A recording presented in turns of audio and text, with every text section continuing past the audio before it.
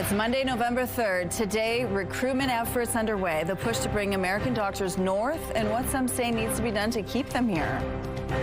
Honoring their service, the summit remembering the sacrifice of Indigenous veterans. And navigating economic uncertainty, what a new poll suggests Canadians want to see in the new federal budget. Your Morning Winnipeg starts right now.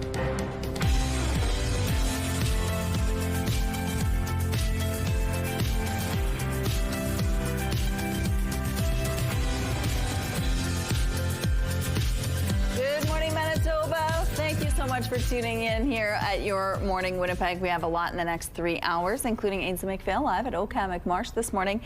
The geese have mainly left. I think there's a lot less activity in the sky in my part of the world, so I've noticed that. But there are many other things happening at Oakhammock Marsh to celebrate the season. So we're going to find out a little bit more about some of those activities. But what a heartbreaking weekend! I know. I'm like sports. trying to. I'm not even a baseball fan, folks, and it was just rough. The Bombers, yeah.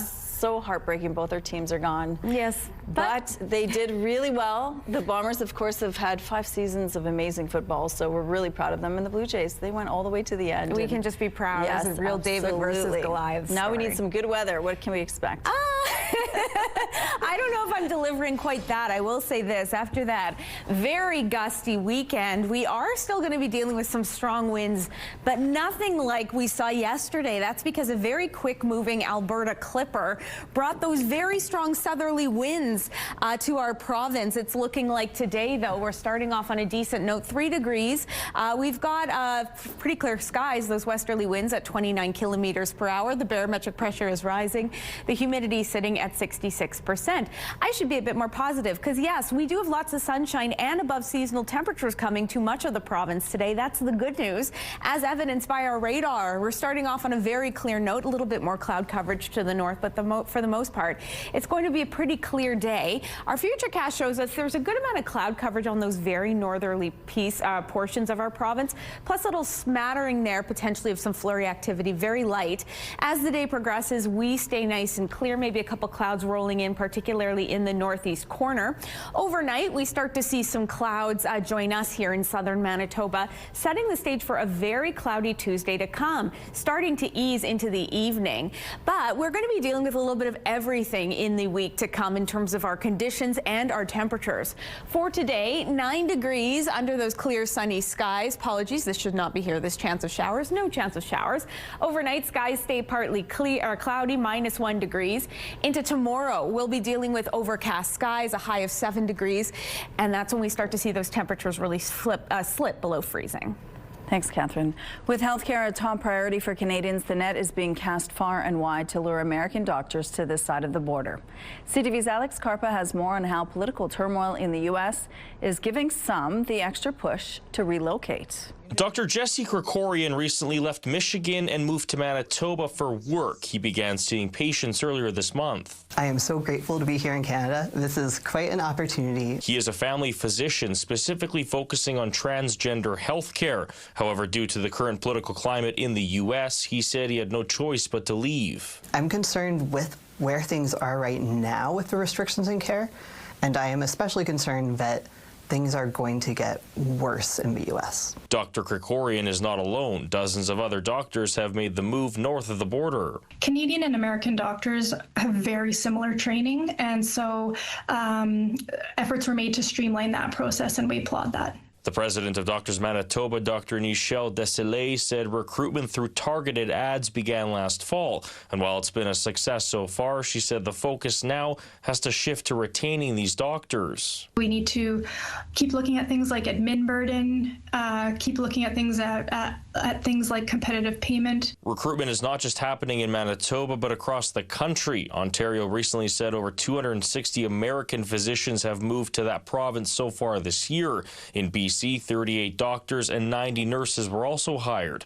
PEI, Nova Scotia, New Brunswick, and Saskatchewan have all undergone similar campaigns. I think it will help. It will fill a vital need and is one solution of many to increasing doctors within the country. Dr. Krikorian believes this is just the beginning of a new wave of physicians coming to Canada. I have colleagues who have asked me questions about how to make the move to Canada. He says he plans to stay in Manitoba for as long as he can. Alex Karpa, CTV News, Winnipeg. The Southern Chiefs Organization held its third annual First Nations Veterans Summit on Sunday.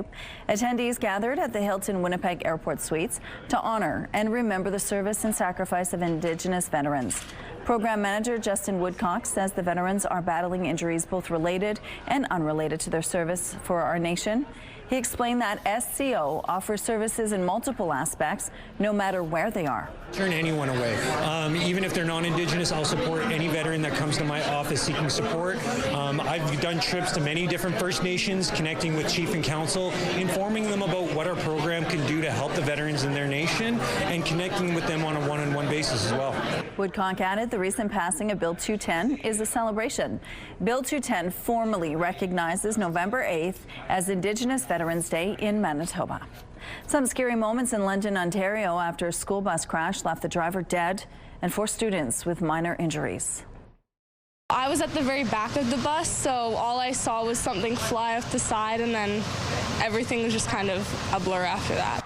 The bus was carrying more than 40 students when it crashed into the ditch on Highway 401 yesterday. It was traveling from Kitchener Collegiate Institute in Waterloo to Leamington for a 3-day overnight field trip. An investigation is still underway into what caused the crash and how the driver died. Some students say the driver suffered a medical episode behind the wheel, but that has not been confirmed by police. A 6.3 magnitude earthquake in northern Afghanistan has killed at least 20 people. Officials say they expect the death toll to rise as crews search through the rubble. The Taliban says more than 500 people were also hurt. The earthquake has knocked out power across Afghanistan, including in Kabul. Power lines connected to neighboring countries were damaged. This disaster comes after a 6.0 magnitude earthquake struck in August, which killed more than 1,100 people in eastern Afghanistan. In Jamaica, the death toll from Hurricane Melissa now stands at 28.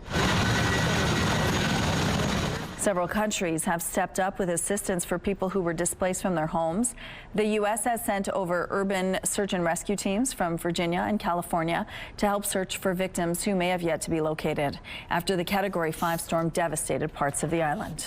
We're right now still in assessment mode, trying to get out there. And when we land in the community, we're met by an overwhelming number of locals that are incredibly happy to see us. And so we're meeting with them and saying, are there immediate medical needs? Is there anybody that was injured during the hurricane that needs to be medevaced out? And so we go to these areas and talk to these people. Melissa has since weakened into a post-tropical cyclone. The director of the U.S.'s Food and Drug Evaluation Unit has been placed on administrative leave. The New York Times is reporting George Tidmarsh was placed on leave Friday. He claims it comes after he raised concerns about the legal basis of a new program for the rapid approval of some new drugs. The FDA has not yet commented on the report. In Mexico, families waited for souls of their loved ones to return during Day of the Dead celebrations over the weekend. Celebrations start on October 31st and go for 3 days when families welcome the souls of their dead loved ones with candles, incense, and their favorite food and drinks. Dropping to crush, that was one way for Winnipeggers to close their Halloween weekend and deal with leftover pumpkins. Here, I'll help you push it. 1, 2, 3. My pumpkin. Winnipeg held its 5th annual pumpkin drop at CF Polo Park. They brought a truck to the ground level of Parkade, asked attendees to gather at the 2nd level, and then to throw their pumpkins and jack-o'-lanterns to the truck. Pumpkins will be sorted to 3 categories: 1 fit for human consumption, so it can become food, 1 to feed animals, and lastly, for compost. Organizers said if you missed the event, it's not the end of it. You can put it in your backyard bin to keep it out of the landfill, or you can send it to the City of Winnipeg Leaf and Yard Waste. We have 3 official sites, so one at Dakota Community Centre, another at Lindenwoods Community Centre, and the last at Valley Gardens Community Centre, where you can bring your pumpkins as well. Ultimately, keep those pumpkins out of the landfill. Blackburn says as of 1 p.m. Sunday, about 3,000 kilograms of pumpkins had been collected. Here's a look at what's going on in traffic along Osborne Street right now. It looks like things are moving well starting off this Monday morning. If you see any problems out on the streets, though, please let us know. Let's go now to Oakhammock Marsh, where Ainsley McPhail is live this morning. Good morning, Ainsley. Good morning, Rochelle. Now, my idea, well, actually, I should say your idea for Ocam McMarsh was to talk about migration season. So when I called Jacques and I said, hey, I'd love to book this live, he said, Ainsley, they're gone. They're gone. However, we're not completely wrong here. I should say I'm not throwing you under the bus, Rochelle, I promise. Because there's swans, 2 of them. One comes in from the Arctic. The other one is local to this area. But something that we can expect is snowy owls coming in the next little while as well, and various other activities at the marsh that we can look forward to, like a paint night, like a stargazing night, and even Santa Claus coming to the marsh. So for any kids watching, not only can you enjoy the beautiful nature and this brand new facility that we're at our 2nd time here, you can also meet Santa Claus. Ooh, back to you. Sounds fun. Okay, thanks, Saints. Let's go out to the rooftop now. It's a little breezy out there, Catherine. Sure is. Yeah, gonna give my hairspray its workout this morning, but nothing compared to what we saw over the weekend. Man, it was a gusty day. That's because an Alberta clipper pushed into the province, really ramping up those southerly winds. Right now, though, we're dealing with westerly winds, decently strong. Nothing like the gusts we saw in the 76 kilometer per hour mark we saw in Winnipeg.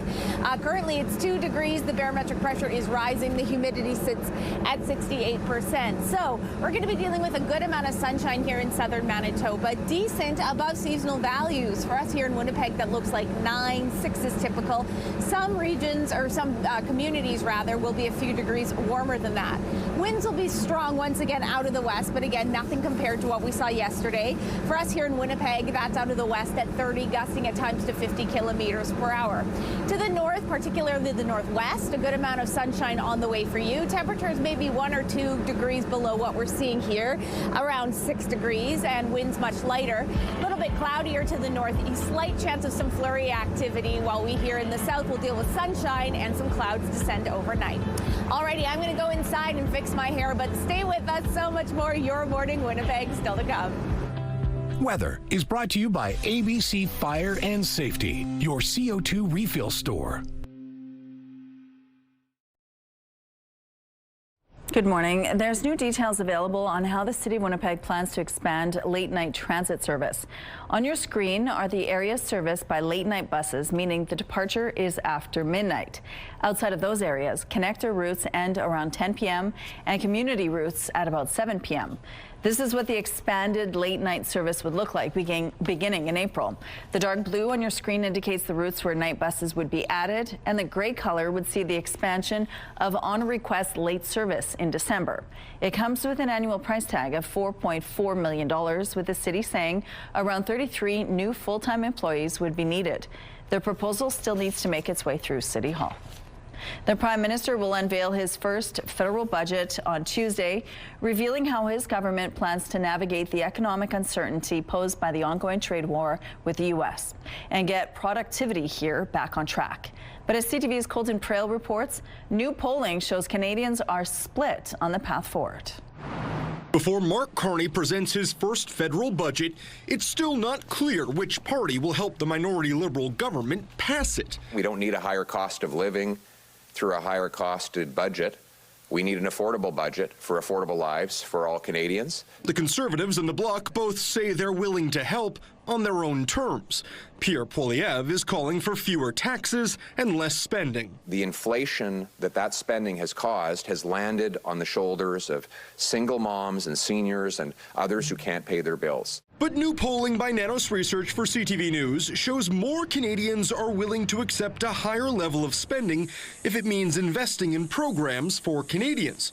Support for the idea is up to 47%, from 35% 2 years ago, and neck with those hoping for a balanced budget that cuts taxes. The single most important thing this budget needs to work towards is increasing investment in Canada. We have both immediate challenges with what we're doing with the United States and long-term challenges around growth and productivity. Support for infrastructure investment as a top budget priority has doubled since 2023, now just behind tackling the deficit. But healthcare remains the top priority for Canadians, even as issues like inflation, housing, and tariff relief take away some of the focus. For average Canadians, what they want to see is no cuts to healthcare at this particular point in time, but they're going to want to see investments in the long term. Mark Carney campaigned on a $4 billion investment in community healthcare and has repeatedly promised not to cut provincial health transfers. While the Liberals don't have the votes to pass the budget on their own, they could do it if some opposition members abstained from voting. Asked about that, Poilievre says his Conservative MPs will be there Tuesday and do their jobs. Police in the UK say they now believe one suspect was responsible for a mass stabbing on a London-bound train Saturday that left 11 people injured. A horrifying incident like this can actually make people think twice about the things that influence them and the things we glorify, like violence and things. It's absolutely unacceptable, and it's got no place in society generally. A 32-year-old British man has been identified as the sole suspect in the attack after police cleared another man who'd been detained. Two of the victims are listed in life-threatening condition. Investigators say they're not treating this as a terrorist incident, but they're investigating what led up to it. Canada and the Philippines have signed a defense cooperation agreement. The Philippines has shown true leadership in upholding international law and in seeking the peaceful resolution of disputes. The agreement will allow troops from the two countries to work together and train in each other's territories. This is the first deal of its kind of Canada in Southeast Asia. Canada and the Philippines have long been allies in opposing Beijing's claims to control the disputed South China Sea. Jays fans are returning to work and school this morning with a lingering sadness. It's like the highest of highs to the lowest of lows, but just got these guys to lean on. That's kind of been our thing all year. You know, when things don't go our way, we lean on each other. I feel for the guys. You know what I mean? This is a special group of guys. That being said, I am so proud of them, of the entire organization, really. You know what I mean? That's kind of where I'm at. We've set a new expectation and a new standard here. The Toronto Blue Jays may not have taken home the World Series title, but it's a season many people say they'll be proud of forever. Mental health experts say it's normal for fans to be in mourning for a few days because they were so emotionally invested and have built a relationship with the team. It'll hurt for a few days, a few weeks. So what's next? Well, the Jays are entering the offseason with several key players set for free agency, including Max Scherzer, Chris Bassett, and most notably Bo Bichette, who has spent his entire career with the Blue Jays. Bichette ended Saturday's game by confirming he wants to be in Toronto, saying, quote, "I said I've wanted to be here from the beginning." Now it's up to the Jays organization to see what happens next. Traffic is brought to you by Curtis Carpets, Manitoba's flooring experts. Some road closures to remind you about this morning. All westbound lanes are closed on Ness between Strathmillan and Olive. There is a median crossover to allow travel in both directions. And following the rush, the curb lanes on Broadway will be closed from Main to Osborne. If you have any other traffic tips to share with us, please text them to 10400. The Bathfitter Live Eye is brought to you by Bathfitter, your bath and shower experts for more than 40 years. I'm chuckling at the comment it's normal to be upset for a few days. My dad is still reeling from a missed field goal in the '99 NFC Championships by the Vikings. So we'll see how long this one hurts for its fans. Just kidding, they did us proud. All right, it's 2 degrees out there. It is basically pretty clear. Those winds strong, nothing like what we saw yesterday, but they're out of the west this hour at 26, gusting at times to 37 kilometers per hour. The barometric pressure is rising. The humidity sits at 68%. It's all part of being a sports fan, the highs and the lows, right?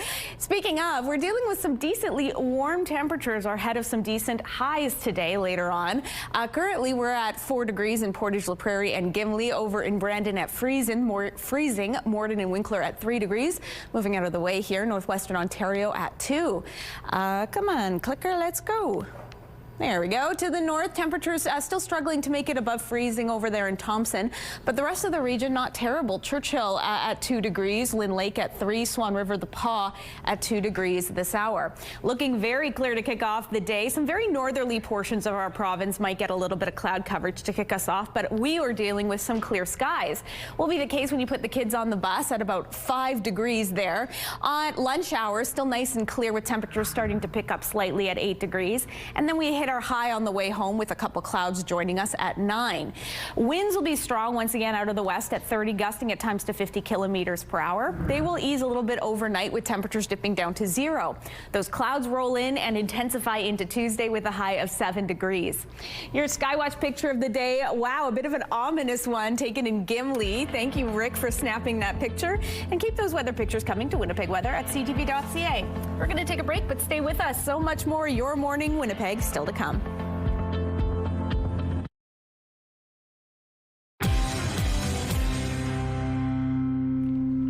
Sunday marked the first official day of Polar Bear Week. It's an annual event launched by Polar Bears International, a nonprofit organization dedicated to the bears and the Arctic Sea. While polar bears always gather on the shores of Hudson Bay in the fall to hunt seals, climate change is posing challenges, with Polar Bear Week meant to shine a spotlight and raise awareness. Every year, the Royal Canadian Legion chooses a mother to represent every mom who has lost a child in service to this country. The Silver Cross serves not only as a symbol of loss and sacrifice, but a recognition of the profound impact of military service on families. CTV's Abigail Beeman introduces us to this year's Silver Cross mother. He would walk into a room with his big grin on his face and those eyes, you just knew he was up to something, and he just sort of drew people towards him. Corporal Randy Payne, a military police officer serving on the close protection team for VIPs in Afghanistan.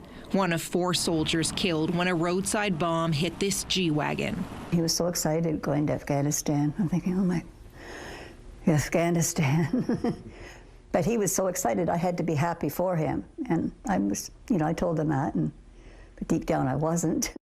A son in a military family, Nancy Payne is this year's Silver Cross mother. It means a lot to represent all the mothers who have lost sons and daughters. Randy was killed April 2006. 1,000 people showed up for his funeral. For Nancy, it feels like both yesterday and decades ago. One of his bosses said that they should never have sent him over because he had such a future. He was very good at everything he did there in the policing. He was firm, fair, and friendly. Payne calls the Silver Cross a huge honor and helps in her quest to make sure Randy is never forgotten. But there's much being done to remember. An award every year at his old high school. And this bridge, the first in Canada to be named for a military police officer. His mother drives by several times a week. I just talked to him. I says, oh, we miss you, Randy. And I have my own little, rest in peace. And we'll be together again someday. When Randy was killed, his children were 5 and 7. Tristan spoke at his funeral. When you see only one set of footprints, it was then that I carried you. Now daughter Jasmine has a son of her own, Tommy. Randy would have been a grandfather. He'll have this look on his face like it's just, to me, it's just part of Randy coming out. Comforted by the feeling and by the knowledge that this Remembrance Day Canadians will remember Randy, with a new generation learning about his story and his service for the first time. Abigail Beeman, CTV News, Lansdowne, Ontario. I feel for them. Your Morning Winnipeg. Coffee is brought to you by Robin's Donuts, your favorite stop. Clear start to your Monday, to your week. It's 2 degrees out there with some decently strong westerly winds at 26, gusting at times to 37 kilometers per hour. Pressure rising. Humidity sits at 68%. Might be a little blustery out there, but nothing like what we saw over the weekend. That's because a fast-moving Alberta clipper moved in, and with it brought some very strong southerly gusts in the morning. Areas in Westman saw gusts at about 85 kilometers per hour. We here in Winnipeg about 75 35.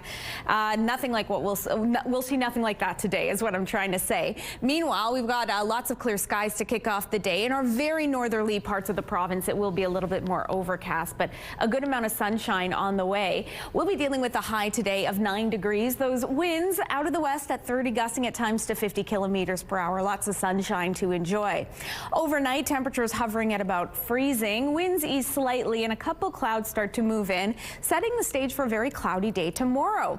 A high of 7 degrees, closer to what's typical this time of year. 6 is a seasonal high. Winds will shift out of the south at 15 kilometers per hour with those mainly cloudy skies.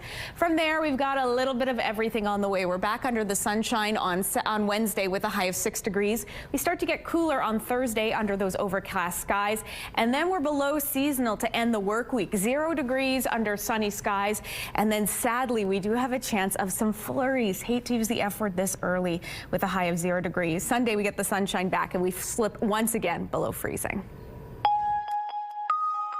The Association of Manitoba Bilingual Municipalities says the province's RCMP is investigating a Halloween display the association believes was meant to intimidate local politicians.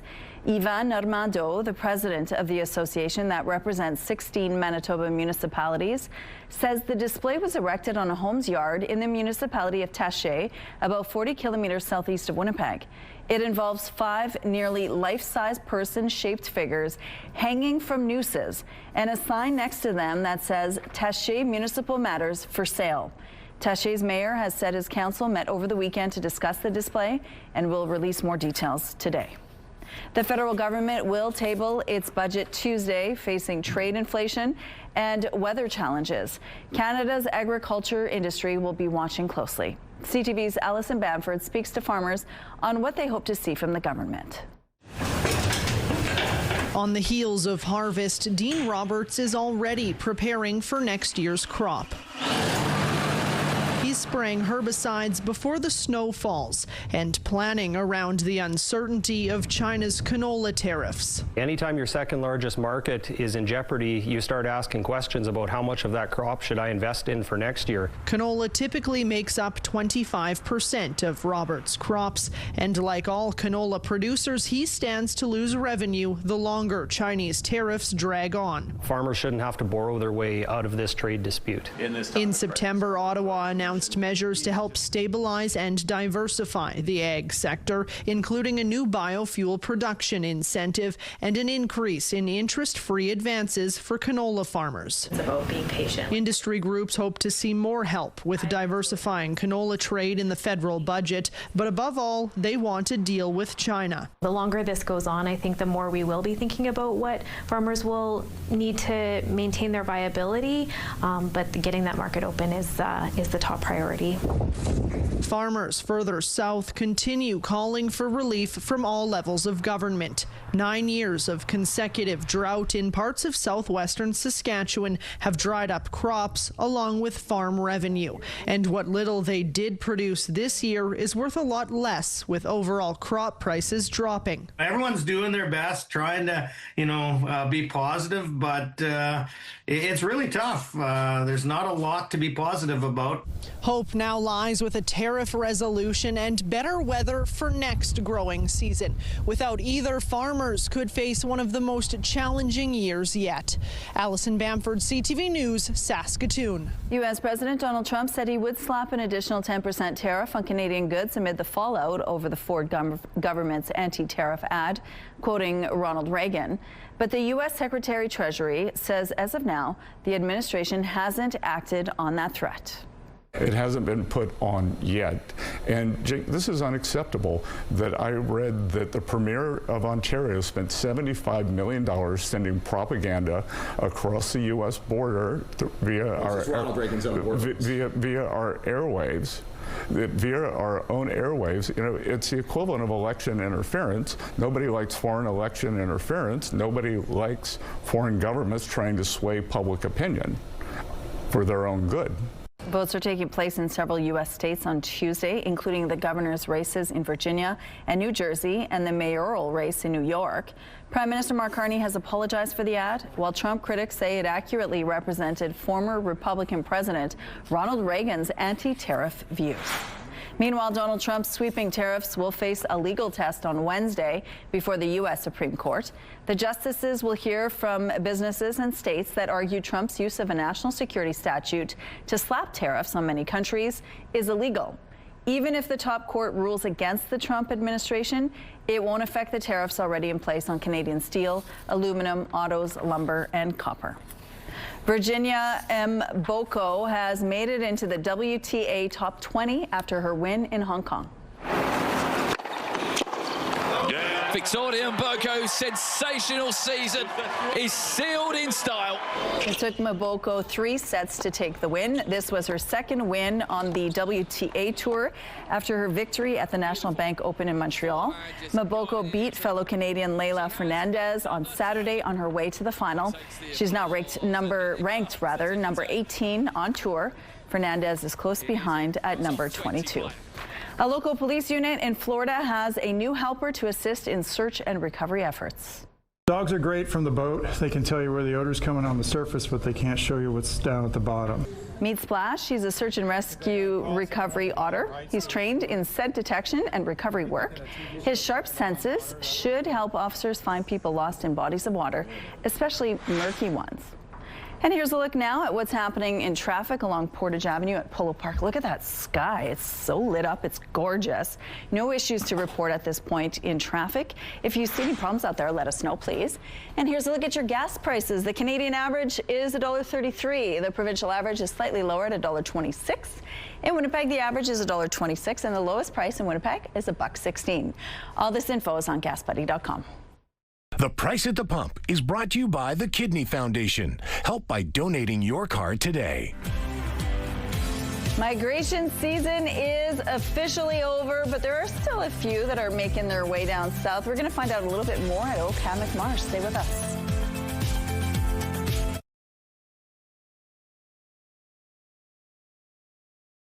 Weather is brought to you by Canadian Footwear, helping you find the perfect fit. The skies are crystal clear to kick off the day, to kick off the week here in Winnipeg. Currently, we're at 2 degrees. Some strong westerly winds at 26 to 37 kilometers per hour. Pressure is rising. Humidity sits at 68%.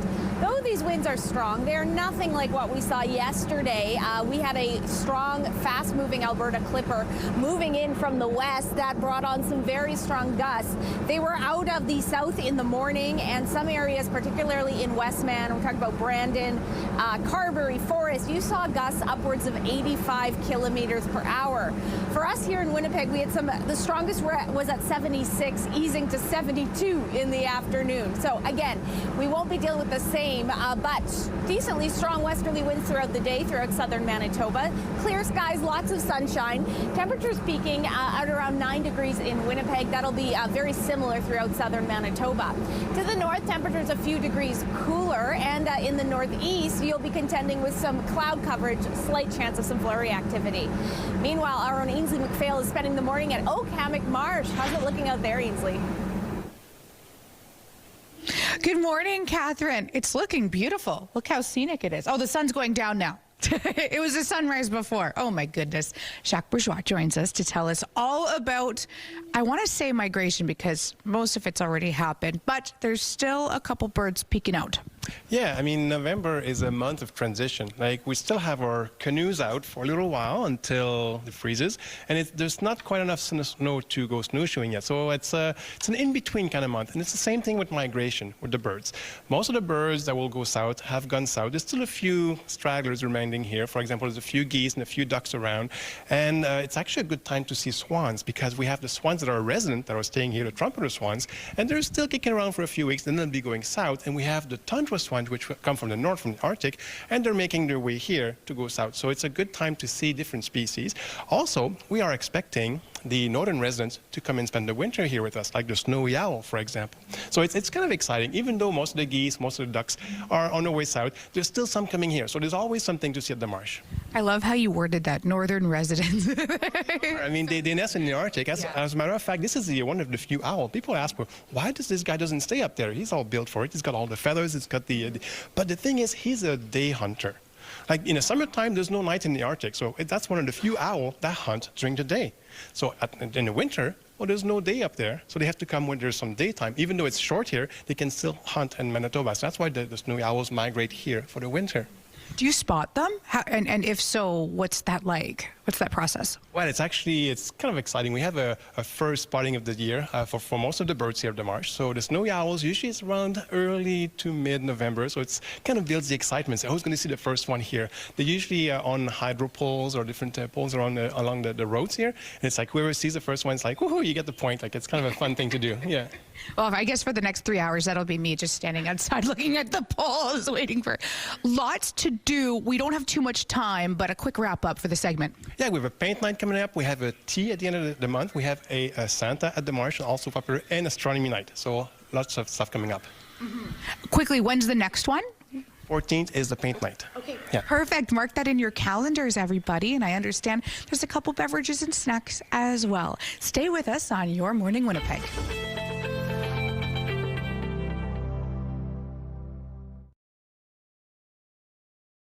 Looking at the early markets, the Dow Jones is trading slightly higher overnight. The Nasdaq and S&P index are also up. The loonie is trending lower, trading around 71.30 cents U.S. The Hang Seng added 251 points, and the Nikkei index jumped more than 1,000 points. Good morning. It is 6:46. The Southern Chiefs Organization held its third annual First Nations Veterans Summit on Sunday. Attendees gathered at the Hilton Winnipeg Airport Suites to honor and remember the service and sacrifice of Indigenous veterans. Program manager Justin Woodcock said the veterans are battling injuries both related and unrelated to their service for our nation. He explained that SCO offers services in multiple aspects, no matter where they are. We never turn anyone away.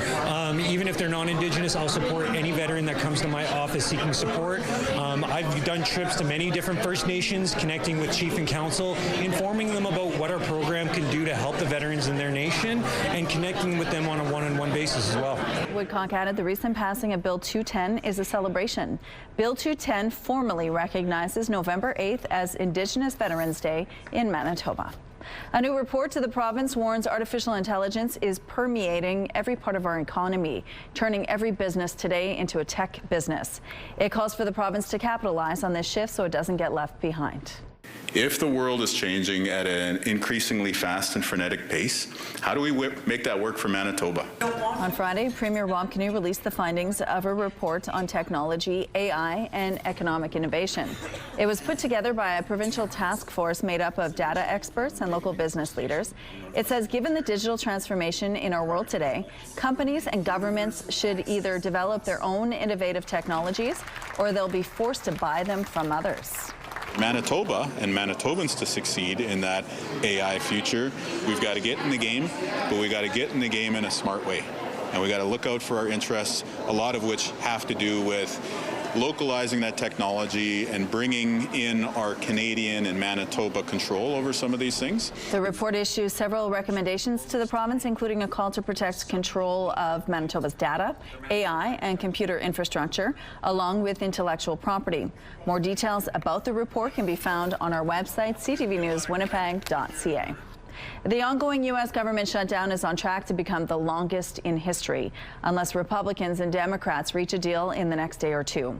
With no signs of that happening, U.S. officials are warning of delays in air travel as many key workers keep working without. We work overtime to make sure the system is safe, and we will slow traffic down. You'll see delays. We'll have flights canceled to make sure the system is safe. But we have to be honest, when we have controllers where we have shortages in towers and TRACONs doing two jobs, does it add more risk into the system? Sure it does. But again, we're always managing that. Again, we don't want crashes. We want people to go safely. And so we will slow and stop traffic if we don't think we can manage it in a way that keeps people safe as they go from point A to point B. The Trump administration says it's up to Democrats to offer the final few votes needed to reopen the U.S. government. Democrats say they're using their leverage to get a guarantee funding is restored for health care supports, and Republicans have been unwilling to negotiate. We got to put this to bed. It's going to require Trump in the room. It's why the bipartisan conversation so far, I don't think we'll ever get to yes, because unfortunately my Republican colleagues can't move on anything without a Trump sign-off. Trump has spent enough time going out there now trying to audition for a Nobel Prize, running around the world.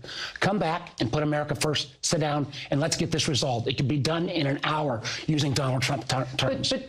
Republicans say the Democrats bear sole responsibility for the shutdown, and they should have kept the lights on and let other key policy debates play out later. Some road closures to remind you about this morning. All westbound lanes are closed on Ness between Strathmillan and Olive. There is a median crossover to allow travel in both directions. And following the rush, the curb lanes on Broadway will be closed from Main to Osborne. If you have any other traffic tips to share, please text them to us at 10400. Casting our eye to the sky, the sun's starting to peek up. It's looking stunning in those clear skies. 2 degrees, those strong westerly winds moving our camera around at 26, gusting at times to 37 kilometers per hour. Pressure's on the rise, humidity at 68%. Clear and decently warm conditions ahead through much of Manitoba today. You can see on our radar there's very little to write home about, except for in the very northerly points where there is a good amount of cloud coverage to kick off your day. For the rest of us, there is a slight chance, very slight, of some flurries in Thompson. For the most part, though, it'll be decently cloudy, Island Lake being the exception. 6 degrees in that neck of the woods, Thompson the same, Gillam and Churchill at 4 degrees on this Monday. To the northwest, a good amount of sunshine on the way for you. Temperatures decent, similar to what we're going to see here in southern Manitoba. 7 in the Paw and Norway House, 6 in Flin Flon, 5 in Lynn Lake. Southwestern Manitoba, gusty, strong westerly winds, not to the tune of what you saw yesterday when certain regions in Westman recorded about 85 kilometer per hour wind gusts. So not to that degree. You're going to look at westerly winds at about 30 to 50 kilometers per hour. 10 in Brandon, 9 in Neepawa and Dauphin, a little bit sunnier in Swan River, 8 degrees your high. For us here in south central portions, clearer skies, temperatures at about 9 degrees, a hair warmer in surrounding parts. And northwestern Ontario, lots of sunshine for you, 8 degrees in Kenora and Dryden, 10 in Fort Francis. Overnight, we start to see those clouds build up. The westerly winds, ease slightly, temperatures dipping to 0. Tuesday looks to be a pretty cloudy day with temperatures at 7 degrees. And then we start to see the mercury descend to those freezing temperatures overnight. Thanks, Catherine. Let's check in now on the crew at 103.1 Virgin Radio. Hi, guys. Good morning and happy Monday. Now, Rochelle Legacy, I don't know if we've ever told you this thing we do. We've been doing it for a few years, and it really does work. And so, like, the calendar flips, October's over, right? Halloween's over, and then obviously it's even, like, it hurts even more this year because that whole Blue Jays thing. And no kidding. Yeah, so we started this a few years ago, and it honestly works. We're like, welcome to November, Canada's greatest month. Oh my God, let's go! So much fun. we love November, and it kind of works. It really does. Well, so this segment, everyone, can also act as a PSA. Okay, so as of this moment, right now, there are 52 days until Christmas. Wow. 52 days until Christmas. That's right. So I have some stats, facts, figures on the subject of 52 days until Christmas. The first one being, and perhaps maybe this year you can change. So if there are 52 days as of right now until Christmas, that means roughly 50 days until myself, people like LTI, and countless other men start their Christmas shopping. So around 50 days until we start. Lots of time. time. Can we get out ahead of that? Because now we know. Maybe. There are roughly, now, baking, so 52 days until Christmas. Baking, actually, for a lot of people, started yesterday. So baking stats are not included in this stats, facts, and figures package, because baking for a lot of people started yesterday. But 41 days as of right now, until a lot of you freak out and go, oh my God, I was going to send Christmas cards this year, and now it's too late. Right? So you can get out ahead of that one. Now, this one's interesting. 33% of you this week, 33% of you this week in the workplace will be asked the following. So, Have you guys started your Christmas shopping yet? Be prepared for that. No. Be prepared for that because it is coming. And also, how many days until you hear Christmas music in the stores? 0, because I heard it yesterday. Yeah. 2 different stores. Christmas music, nonstop. It's happening. And all the Christmas movies are already on TV, Christmas commercials. We're in Christmas mode, that's for sure. Rochelle, the Hallmark one started like 3 weeks ago, apparently. It's crazy. Well, thanks, guys, and we'll see you next week. Sounds good. November is a month of remembrance, and ahead of November 11th, Canada Post is paying tribute to the Sikh community and those who have served this country with an honorary postage stamp. CTV's Alexandra Hollick has the story. At the foot of his grave in Kitchener, a stamp honoring the life of Private Bookham Singh is unveiled.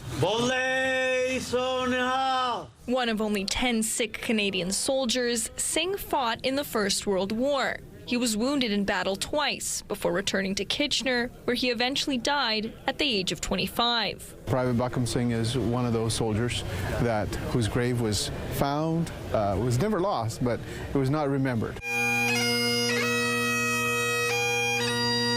For the last 18 years, Sikh community members have gathered at Singh's gravesite, paying tribute to his efforts and those who served with him and after him. It speaks to the contributions that all Sikhs have made and continue to make in the armed forces. And the contributions Sikhs have made in diversifying Canadian culture. A true north, strong and free. It's almost like a mark of pride for us to say and to see this actually happening from a very valued institution in our country. The small symbol making its mark on the next generation. I feel like this is a really safe place for me, and I feel that it's great. We have so many people supporting the Sikh community.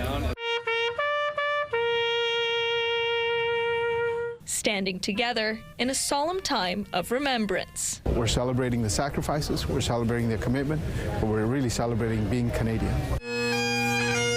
A celebration now forever stamped into Canadian history. Alexandra Hollick, CTV News, Kitchener.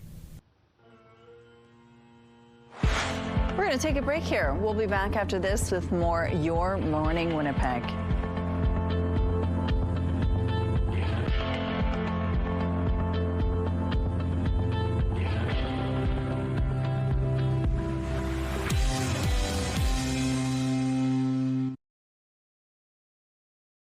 It's Monday, November 3rd. Today, doctor shortage fix. Why some American physicians are looking north for a fresh start. Plus, defense deal signed. Canada and the Philippines join forces with a new military pact in Asia. And pumpkin drop pop, a smashing end to Halloween fun. How Winnipeggers gave their pumpkins one last flight. Your Morning Winnipeg starts right now.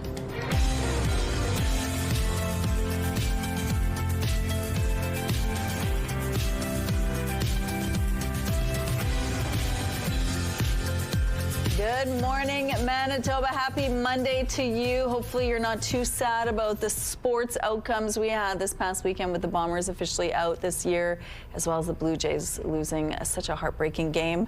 But we're proud of them. I mean, Indeed. it's a hard-fought season for both teams. So I mean, right now it feels a little sore, but in a couple weeks, maybe we'll have more perspective. We will, and we have a lot in the next hour, including a partnership between the Manitoba Lung Association and the City of Winnipeg, all about protecting yourself from radon in your home. So we're going to talk about what that looks like with the weather. It was crazy windy yesterday. Oh my! I thought I was going to be blown away when I was walking outside, even from my car to where I was going. There were gusts ahead of an Alberta clipper that were upwards of 75 kilometers per hour. Westman recorded more like 85 in certain portions. So yes, quite the blustery day. It's still windy out there this hour, not to that degree by any stretch. We're at 2 degrees under those clear skies. The barometric pressure is rising and the humidity sits at 68%. So we've got lots of sunshine on the way, not bringing a ton of heat, still above seasonal, but it really is starting to feel a little bit more like November out there. Clear skies to kick us off, more overcast to the very north and starting to be to the northeast as well. We're going to be contending with a good amount of sunshine today through much of Manitoba and and the Northeast the only exception to that. There's a slight chance, very slight, of some flurry activity in the Thompson region, while we'll obviously stay dry, very sunny as evidenced here. However, we start to see some clouds roll in overnight and build, setting the stage for a very cloudy Tuesday ahead. Same to the north, speckling there of instability, so that slight chance of some precipitation for you, likely just overcast. Temperatures starting to slip too. Temperatures this time of year, 6 is what's typical for us here in Winnipeg. We're going to be above that today, getting up to a high of 9 degrees, but we're starting a slow descend down. Overnight, we see temperatures dip to 0 under those cloudy skies, and into tomorrow, 7, and by midweek, we're kind of back to more typical values with 6 degrees under clear sunny skies, but the clouds descend on Thursday, and it gets a little bit chillier, 4 degrees, and by Friday, we're just barely at freezing. Your weather art of the day, drawn by Zada, 8 years old. A lovely shot of that stunning rainbow. Thanks so much for sending that in. And if you've got any photos of your kids' weather-themed artwork, we would love to see them. Send those photos to winnipegweather@ctv.ca, because we're going to be featuring one every day. The Weather Art of the Day is brought to you by 103.1 Virgin Radio. With healthcare a top priority for Canadians, the net is being cast far and wide to lure American doctors to this side of the border. CTV's Alex Karpa has more on how political turmoil in the U.S. is giving some the extra push to relocate. Dr. Jesse Krikorian recently left Michigan and moved to Manitoba for work. He began seeing patients earlier this month. I am so grateful to be here in Canada. This is quite an opportunity. He is a family physician specifically focusing on transgender health care. However, due to the current political climate in the U.S., he said he had no choice but to leave. I'm concerned with where things are right now with the restrictions in care, and I am especially concerned that things are going to get worse in the U.S. Dr. Krikorian is not alone. Dozens of other doctors have made the move north of the border. Canadian and American doctors have very similar training, and so efforts were made to streamline that process, and we applaud that. The president of Doctors Manitoba, Dr. Nichelle Desilets, said recruitment through targeted ads began last fall. And while it's been a success so far, she said the focus now has to shift to retaining these doctors. We need to keep looking at things like admin burden, keep looking at things things like competitive payment. Recruitment is not just happening in Manitoba, but across the country. Ontario recently said over 260 American physicians have moved to that province so far this year. In BC, 38 doctors and 90 nurses were also hired. PEI, Nova Scotia, New Brunswick, and Saskatchewan have all undergone similar campaigns. I think it will help. It will fill a vital need and is one solution of many to increasing doctors within the country. Dr. Krikorian believes this is just the beginning of a new wave of physicians coming to Canada. I have colleagues who have asked me questions about how to make the move to Canada. He says he plans to stay in Manitoba for as long as he can. Alex Karpa, CTV News, Winnipeg. Some scary moments in London, Ontario after a school bus crash left the driver dead and 4 students with minor injuries. I was at the very back of the bus, so all I saw was something fly off the side, and then everything was just kind of a blur after that. The bus was carrying more than 40 students when it crashed into the ditch on Highway 401 yesterday. It was traveling from Kitchener Collegiate Institute in Waterloo to Leamington for a 3-day overnight field trip. An investigation is still underway into what caused the crash and how the driver died. Some students say the driver suffered a medical episode behind the wheel, but that has not been confirmed by police. Canada and the Philippines have signed a defense cooperation agreement. The Philippines has shown true leadership in upholding international law and in seeking the peaceful resolution of disputes. The agreement will allow troops from the 2 countries to work together and train in each other's territories. This is the first deal of its kind of Canada in Southeast Asia. Canada and the Philippines have long been allies in opposing Beijing's claims to control the disputed South China Sea. A 6.3 magnitude earthquake in northern Afghanistan has killed at least 20 people.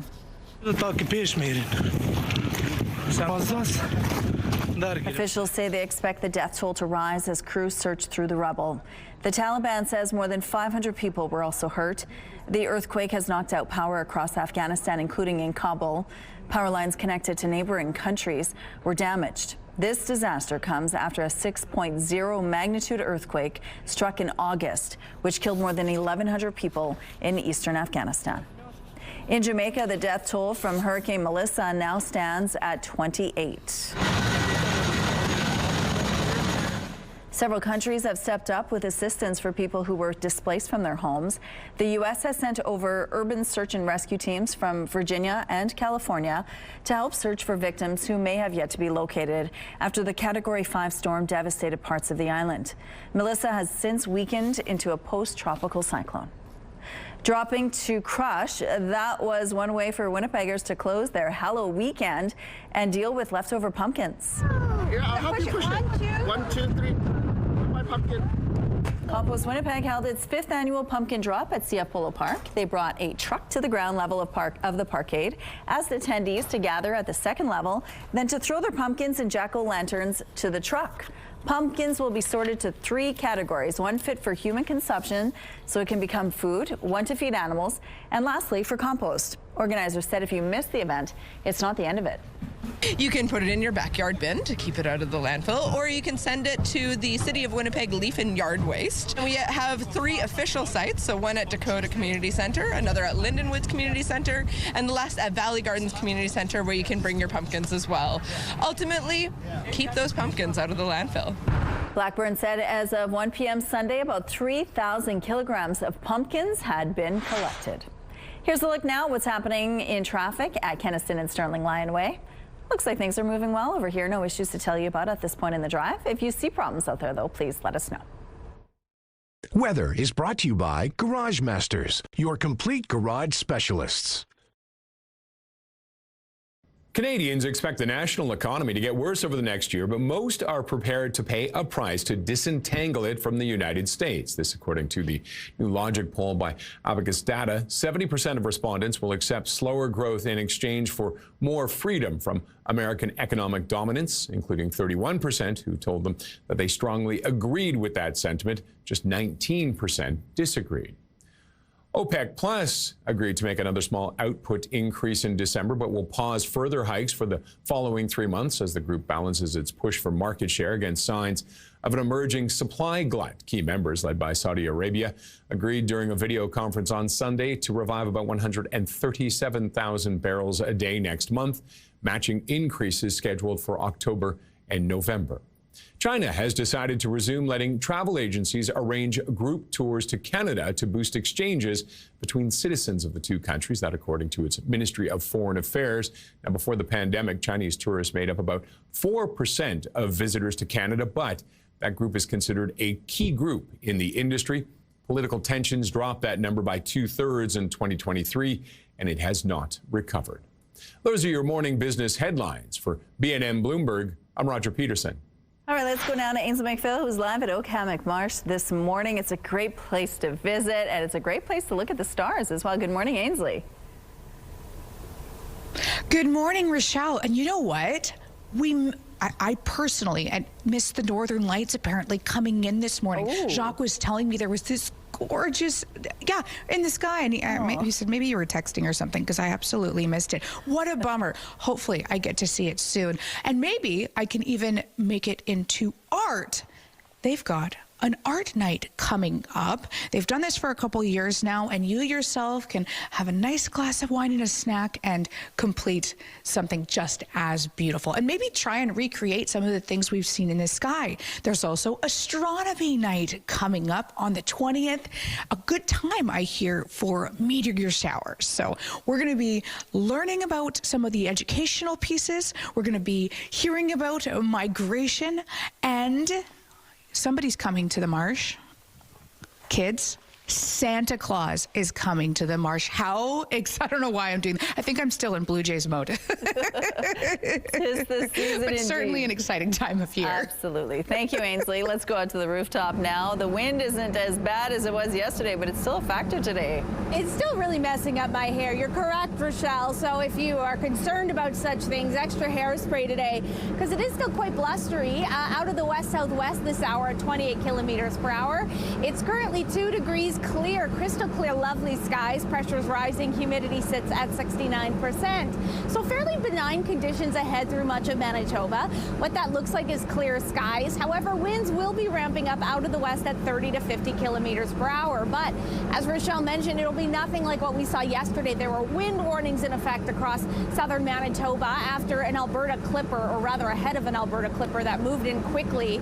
And before it brought some southerly gusts at upwards of 75 kilometers per hour in Winnipeg, more like 85 in areas of the southwest like Brandon, Carberry, Forest. We heard about some very strong gusts there. Won't be the case today. Temperatures decent, above seasonal. 9 degrees is what we're looking at here in Winnipeg. That'll be similar throughout southern Manitoba. A few degrees cooler to the north. Lots of sunshine on the way for the northwest, while the northeast will deal with a little bit more in the way of cloud coverage. Overnight, we see skies cloud over here in Winnipeg. Temperatures dipping to freezing, and then tomorrow we're back on under more cloudy skies with temperatures a few degrees cooler. Thank you, Catherine. It's time now for our question of the day. It's National Sandwich Day today, and we want to know, what's your favorite kind of sandwich? You can text your answer along with your name to 10400. Make sure to follow the automated instructions so we can feature your response. At Your Morning Winnipeg, we're all about celebrating your amazing pets, furry, feathered, or scaly. Your Pet of the Week submissions have been amazing. We want to see even more. Whether it's dogs, cats, birds, or any other pet pals, send them our way, please. Drop your pet photos and a fun little story about them to petoftheweek@ctv.ca, and then catch us every Thursday to find out if your pet is our Pet of the Week on Your Morning Winnipeg. We're going to take a break here. We'll be back after this.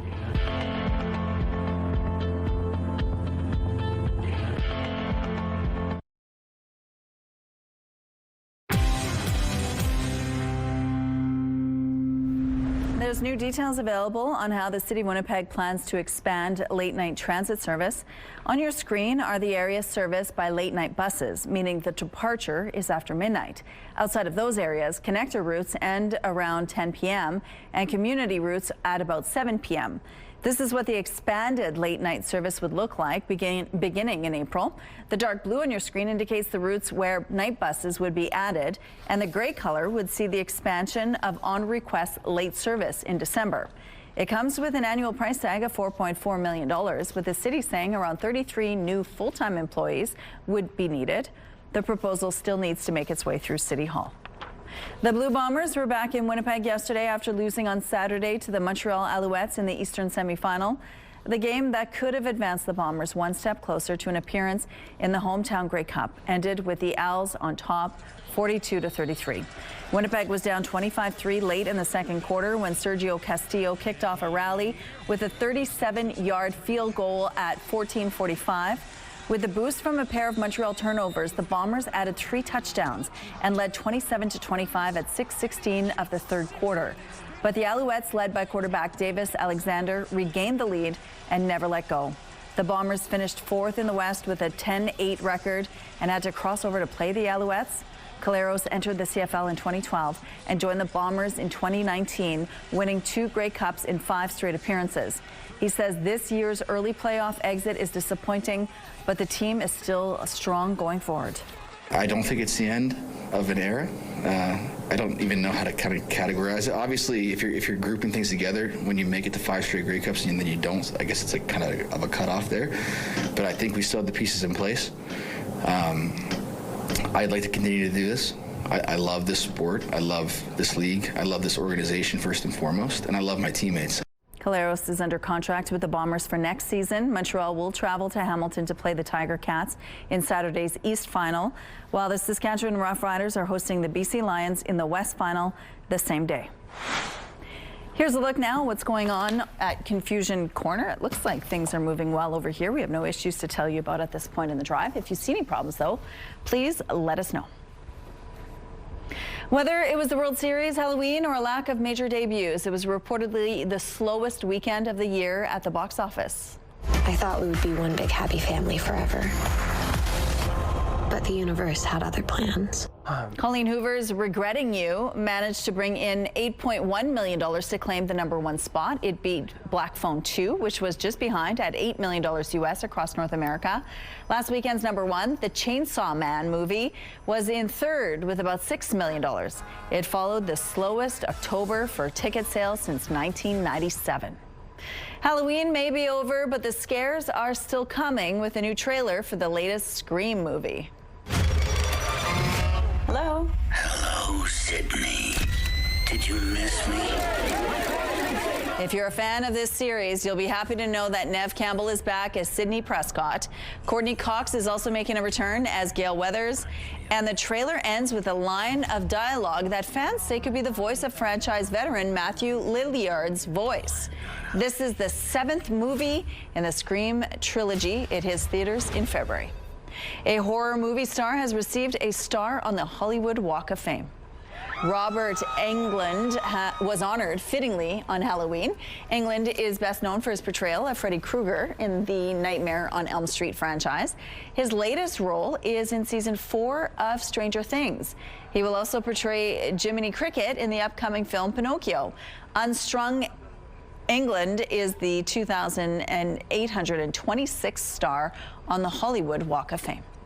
We're getting a sneak peek at some of the new balloons that will be flying over the streets of Manhattan on Thanksgiving. Volunteer handlers did a test run this weekend in East Rutherford, New Jersey, ahead of the 99th annual Macy's Thanksgiving Day Parade. Some of the balloons seen included Mario, Pac-Man, Buzz Lightyear, and Shrek. The balloons are as tall as 3- and 4-story buildings. You can see the balloons during the parade set for Thursday, November 27th. St. Denis Medical gets your week going at 7. Hit the right note with The Voice at 8. The Weakest Link follows at 9, and Tracker wraps things up at 10. It's all right here tonight on CTV. The Bathfitter Live Eye is brought to you by Bathfitter, your bath and shower experts for more than 40 years. Your Monday skies looking clear and lovely as that sunshine peeks out. Our camera is being shaken around by those west-southwesterly winds that are gusting at 28 kilometers per hour. Pressure is rising. Humidity sits at 69%. We're dealing with above seasonal values today and decent starts to the day as well, as most of us have already made it above freezing. Gonna get out of the way here because I'm always blocking Kenora for you folks in that neck of the woods. 3 degrees in Morton and Winkler this hour, as is Portage La Prairie. Brandon's still cooler at -1, but Dauphin at 3 degrees, as is Fisher Branch. In northern Manitoba, temperatures on par with what we're seeing here, with a few exceptions. Thompson still at -1. Not a lot to write home about on our radar. Lots of clear skies to show you. Very northerly parts are blanketed under some clouds and will be the case through much of the day as they start to move further into the northeast. Certainly when you put the kids on the bus, it'll be nice and clear here in Winnipeg at about 5 degrees. Those winds still relatively strong. At lunch hour, getting warmer at 8, and even a smidge hotter than that on the drive home at 9 degrees as a few clouds start to move in. And that'll set the stage for a bit of a cloudy evening ahead as temperatures dip down to 0. And into Tuesday, lots of clouds on the way as we start to see that mercury come down. A slow tip back as I'm doing out of frame. 7 degrees on Tuesday. Midweek, we're back under clear sunny skies with a high of 6 degrees, but those clouds emerge on Thursday as temperatures continue the de-escalation, 4 degrees, and then by the end of the week, we are hovering at freezing for our high with lots of sunshine, and Saturday, gasp, a slight chance of some flurry activity. Your Skywatch picture of the day, this one looks ominous. In fact, Rick said it looked like it was out of a Stephen King novel. He snapped this one in Gimli. If you have any weather photos, ominous or otherwise, please send them our way to winnipegweather@ctv.ca. Thanks, Catherine. It's a question as old as time. What to do with 5,000 pounds of beans? So instead of just letting them die, we decided to harvest them and then do the first step of the cleaning and donated them to our community. University of Guelph researchers are working to develop a super bean resistant to disease and climate change. Along the way, the team goes through a lot of regular beans. This year, all those beans are going to the Guelph Food Bank. Its director says beans are healthy, shelf-stable, and versatile. The donation will go a long way to help people in need. A Quebec woman has gone from receiving a rare diagnosis to beating the odds in an extraordinary way, all while highlighting the impact and importance of plasma donation. CTV's Rachel Lau explains. This year, Annick Nadeau-Fréchette has run 5 marathons, 2 ultramarathons, and a 60-kilometer trail race.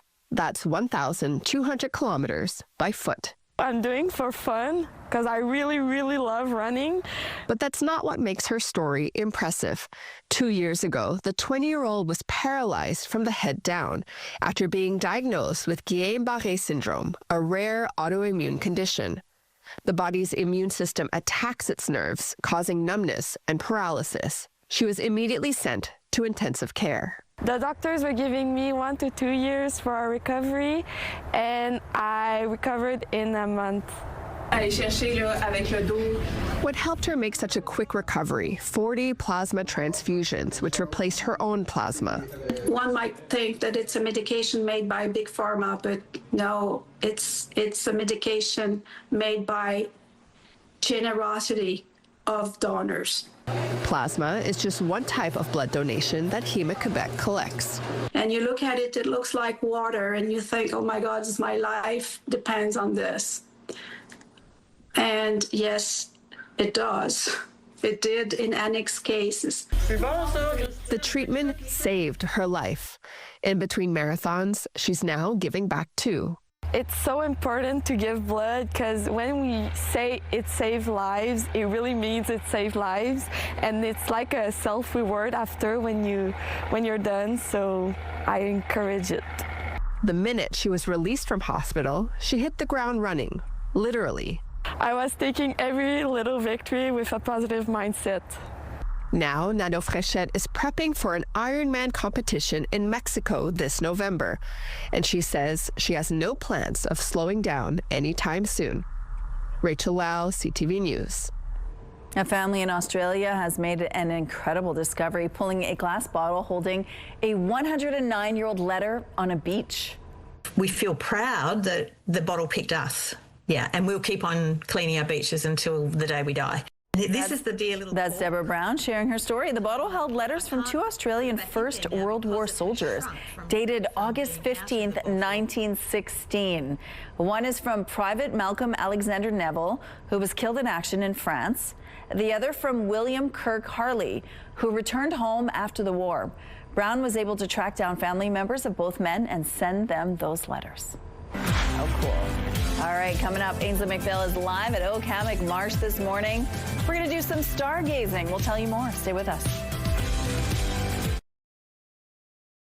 If you want to do some stargazing, Oak-Hammock Marsh is the perfect place to get a huge sky to look at there. Good morning, Ainsley. Good morning. 2 things. Look up. Yeah. As soon as I got here, I was like, oh my goodness. Like it's incredible. One of the best spots and not too far from the city either. How perfect is that? Jacques is joining me once again to talk about, well, actually, what's your favorite part about it? Because you're around here all the time, so you must really get the best views. We do. This morning you missed out on the beautiful Northern Light display we had in the north. It was fantastic. Of course, there's planets in the sky right now. And you see my birds, it's migration. There's actually a connection between astronomy and the birds. A lot of birds will use constellation to navigate during migration. So it's very fitting that we do astronomy night at the marsh here every Thursday, third Thursday of the month. So we had a couple ones in September, October. Now we have the ones in November coming up on the 20th. And there's lots of stuff happening in the sky right now. We have about 3 different meteor showers going on right now. The peak will be on the 5th for the Taurids. We have another one on the 11th and then one on the 17th, just before the astronomy night. And we're expecting about 5 to 15 meteors per hour. It's actually going to be quite amazing. There's also comets in the sky, which is connected too, because comet is the source of the meteor showers. So when the comet comes around the sun, it leaves behind little debris, and then the planet goes plowing through those debris when it goes around the sun. It's kind of like all the little bugs hitting your windshield on the highway, leaves little streaks of juice, right? Well, the same thing. Those comets leave little debris, and those debris enter the atmosphere, and they leave a little streak of light in the sky. That's what the meteor showers are. So we're fortunate to be not too far from Winnipeg, as you mentioned, to have a beautiful night sky here at Oak-Hammock Marsh. Day of on the shower, yes. So what does that really look like? Everybody just comes out? Do they bring their own tools? Well, the beauty about meteor showers is that you don't need tools. You just need like a good place away from the sea, a dark spot, and a nice lawn chair if you want to look up in the sky, because there'll be meteors just around everywhere, originating from a point of origin, like hub and spoke of a wheel, for example. So you look up and you see like a little streak of lights in the star, and you just count them. It's actually quite fun to watch. And the one coming up on the 5th is going to be fireballs, like bigger, and they last longer too, yeah. So it's super exciting. Huh, on our own planet. Just a couple minutes outside of the city. Okay, I'm going to have to look up more. Rochelle. Casting our eye to the sky, the sun is looking gorgeous. The skies are clear. It's 2 degrees. Those winds are out of the west-southwest at 28 kilometers per hour, giving our camera a little shake. Pressure's rising. Humidity sits at 69%. Looks a little gusty out there. Nothing like what we saw yesterday. Wind warnings were in effect throughout southern Manitoba. Areas of Westman saw gusts upwards of 85 kilometers per hour. We were closer to about 75 in Winnipeg. Nothing like that on the way today. Lots of sunshine definitely in the cards, as evidenced by our radar. It is pretty overcast in very northerly and northeasterly corners of our province. We'll be dealing with highs slightly above seasonal, and that's the last time we'll be able to say that for a couple of days to come. 9 degrees is what we're looking at for a high. Those westerly winds strong at 30, gusting at times to 50 kilometers per hour. Overnight, we start to see some clouds build, temperatures hovering at 0, and those clouds are an omen for what's to come tomorrow. Overcast skies, temperatures not terrible, 7 degrees, 6 is what's typical, and those winds easing out of the south at 15 kilometers per hour. From there, we're on a downward spiral, descension, if you will, into cooler temperatures, definitely more like November. 6 degrees on Wednesday under those clear sunny skies, and that's when we start to see the overnight lows slip below freezing. -3 overnight, and Thursday, as we have the clouds join us, temperatures tumble below seasonal, 4 degrees, and by Friday, it's quite chilly at 0. Sunshine to go with it. However, a chance of flurry activity overnight on Friday. Hate to say that.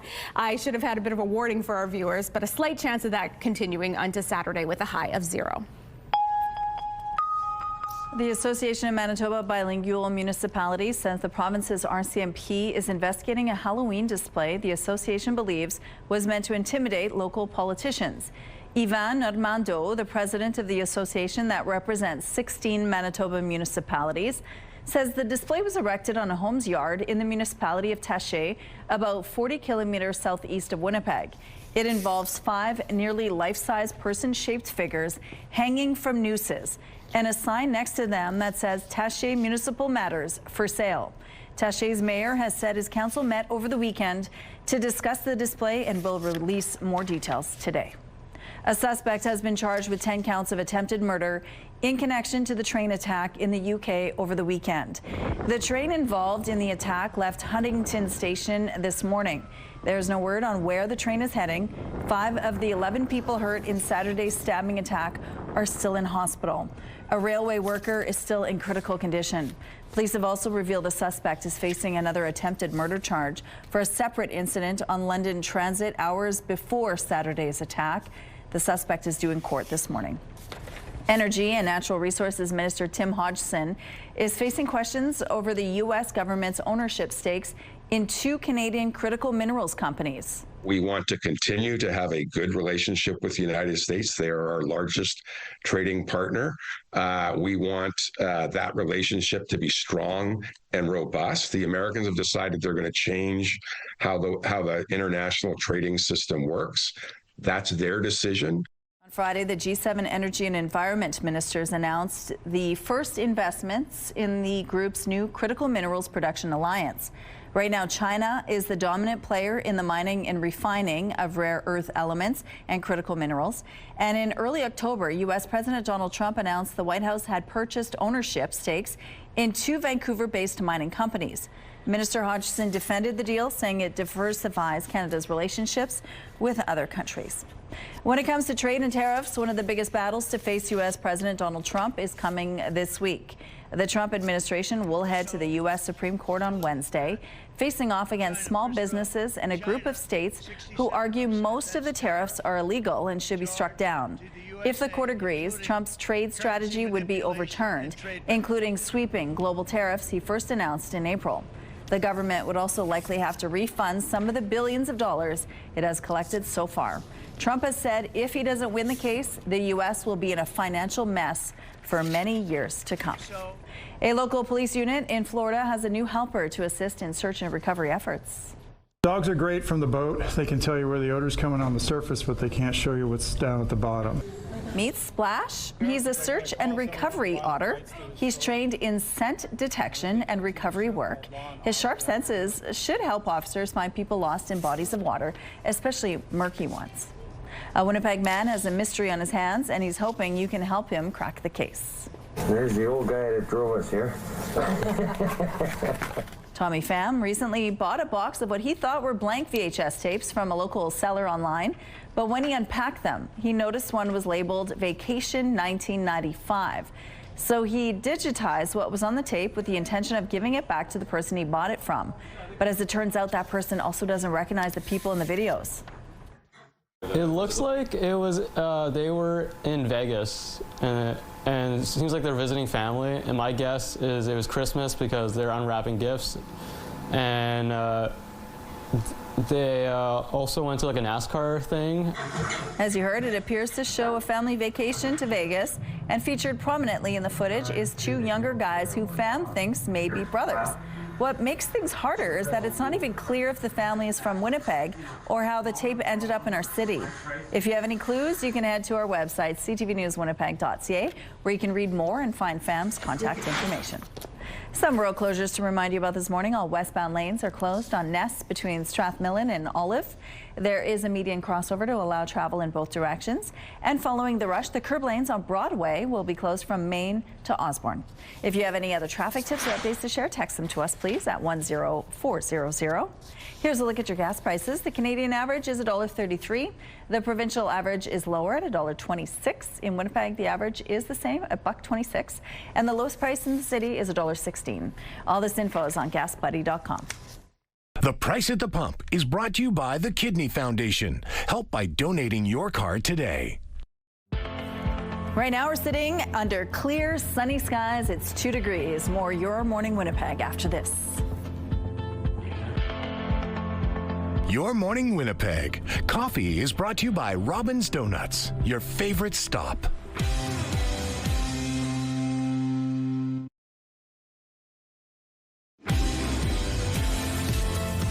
Sunny, clear, slightly cool at 2 degrees. It is lots of sunshine to enjoy into the day. Meanwhile, those strong west-southerly winds are giving our camera a run for its money. The barometric pressure's on the rise. The humidity sits at 69%.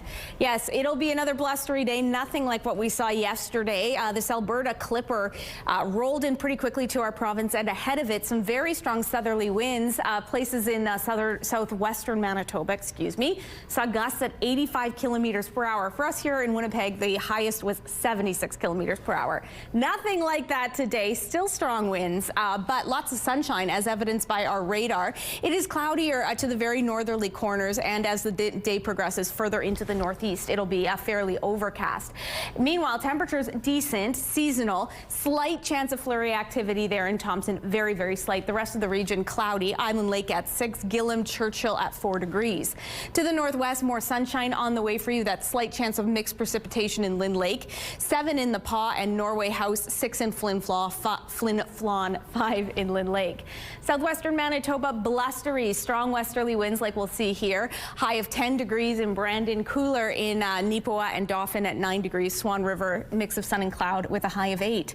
For us here, temperatures all around the 10 or 9 degree mark. Clear skies, strong westerly winds. And into northwestern Ontario, clear skies for you as well. Temperatures decent, around seasonal. 8 degrees in Kenora and Dryden, 7 in Red Lake, 10 in Fort Francis. Overnight, skies start to cloud over. Temperatures dip to 0. Our winds ease up, and into tomorrow they stay decently tame, if you will, but we get those clouds with a high of 7 degrees.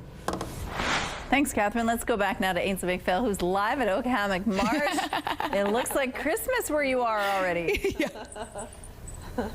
I know. We were just saying, hey, Santa, where are you at? I was going to give him a call. Hello. Hello. We're just going to have to wait because he's coming to Oak-Hammock Marsh. Teresa Visser joins us to tell us all about it. Yeah. So on November 29th, we are having Santa at the Marsh. We are going to do all sorts of great activities. One of the really unique ones we're doing this year is we are going to make candy cane bannock. So we've got a couple of different varieties. We've got a fruity one and the traditional peppermint. We have it pre-made. You're going to wrap it around a stick like that. And then we're going to go out in the fire and cook it over the fire, slowly roast it over the fire. So how festive. Try that out. We also have a really cute snowy owl craft that we're going to make. And then, of course, the main attraction is Santa is coming. So we're going to have a photo booth setup of Santa. You can come in with your family, take a picture. It's going to be really fun. Lots of fun. A great opportunity for the kids to interact with the space as well, because for a lot of people, they haven't been to this new upgrade. So why is it a good time to do that? Well, it'll just, like there's not as much happening outside at that time. So we have all these brand new exhibits to look at. We've got some live critters, including a snake, salamander, and a turtle, and lots of hands-on activities for the kids. They can run around and touch stuff and learn all about wetlands. So it's a really great time at Okemik Marsh. Mm-hmm. Yeah, you can sit in the canoe even though the water might be a little bit frozen by by late November. The craft, honestly, it looks like something we could do at home. How do you put it together? Yeah, so we've got some nature-inspired things like a pine cone, and then what we're going to do is we're going to take some cotton balls and kind of mush it all up and use a hot glue gun, and then cut out some cute little shapes for the eyes and the nose and the feet, and stick it on. And then if you want, we can either put a little thing you could put on your tree as an ornament. I love that. Thank you so much, Teresa. It's funny, Rochelle, I like to think of myself as an active listener, but when that happens, I'm nodding. And as I nod, it's jingling. So the next segment, I might have to take it off. Well, it looks cute. Thank you, Ainsley. It's possible that Canada may lose its measles elimination status this week when World Health Organization officials meet in Mexico City to analyze our health data. CTV's Sarah Plowman explains why it matters. At 4 months old, Kimmy Birch-Fukuda could only cry to warn of her high fever, her pain. She started getting these red dots. The infant had measles, too young for the vaccine, leaving her mother feeling helpless. I was in disbelief because I thought it wasn't a thing anymore. Measles made a comeback in Canada this past year, with more than 5,000 cases recorded since last October, when an outbreak started in New Brunswick and spread. 2 infants in Alberta and Ontario were infected in the womb and died. As a regional office of the World Health Organization meets this week, Canada is poised to lose its measles elimination status, a status it's held for more than 25 years. The key question to determine that is, has the same strain of measles been transmitted in Canada for more than a year? If it is essential, the same virus that started the transmission a year ago, then, and the transmission is still ongoing, then the country is going to lose the status. We have had more than 12 months of transmission of measles. So by definition, we have lost our elimination status. It's just we haven't had the official stamp on it yet. But a year later, measles cases are going down. Ontario's outbreak ended in October. Experts attribute the virus's comeback to declining vaccination rates that slipped further during the pandemic. There are pockets within the country, in various parts of the country, that have lower vaccine rates. And that's exactly why we had these outbreaks. This public health doctor notes in the past year, requests for measles vaccines nearly doubled. We need to get back on track with our immunization programs and get back to where we were before the pandemic. Dr. Crowcroft says for a country to regain its measles elimination status, it has to prove there's been no ongoing transmission for a year. And here in Canada, teams will continue to build relationships with communities that are vaccine hesitant. Sarah Plowman, CTV News, Fredericton.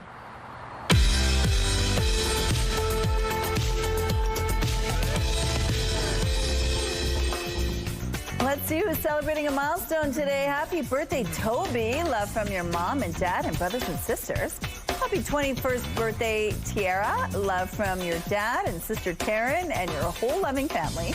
Happy 8th birthday, Kane. Love mom, dad, Liam, Caden, and Marshall.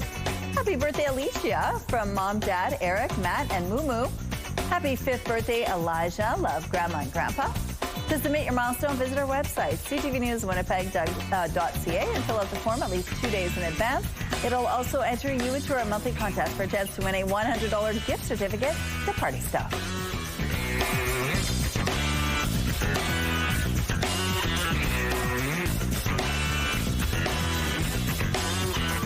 Milestones is brought to you by Party Stuff. 3 Winnipeg locations and at partystuff.ca.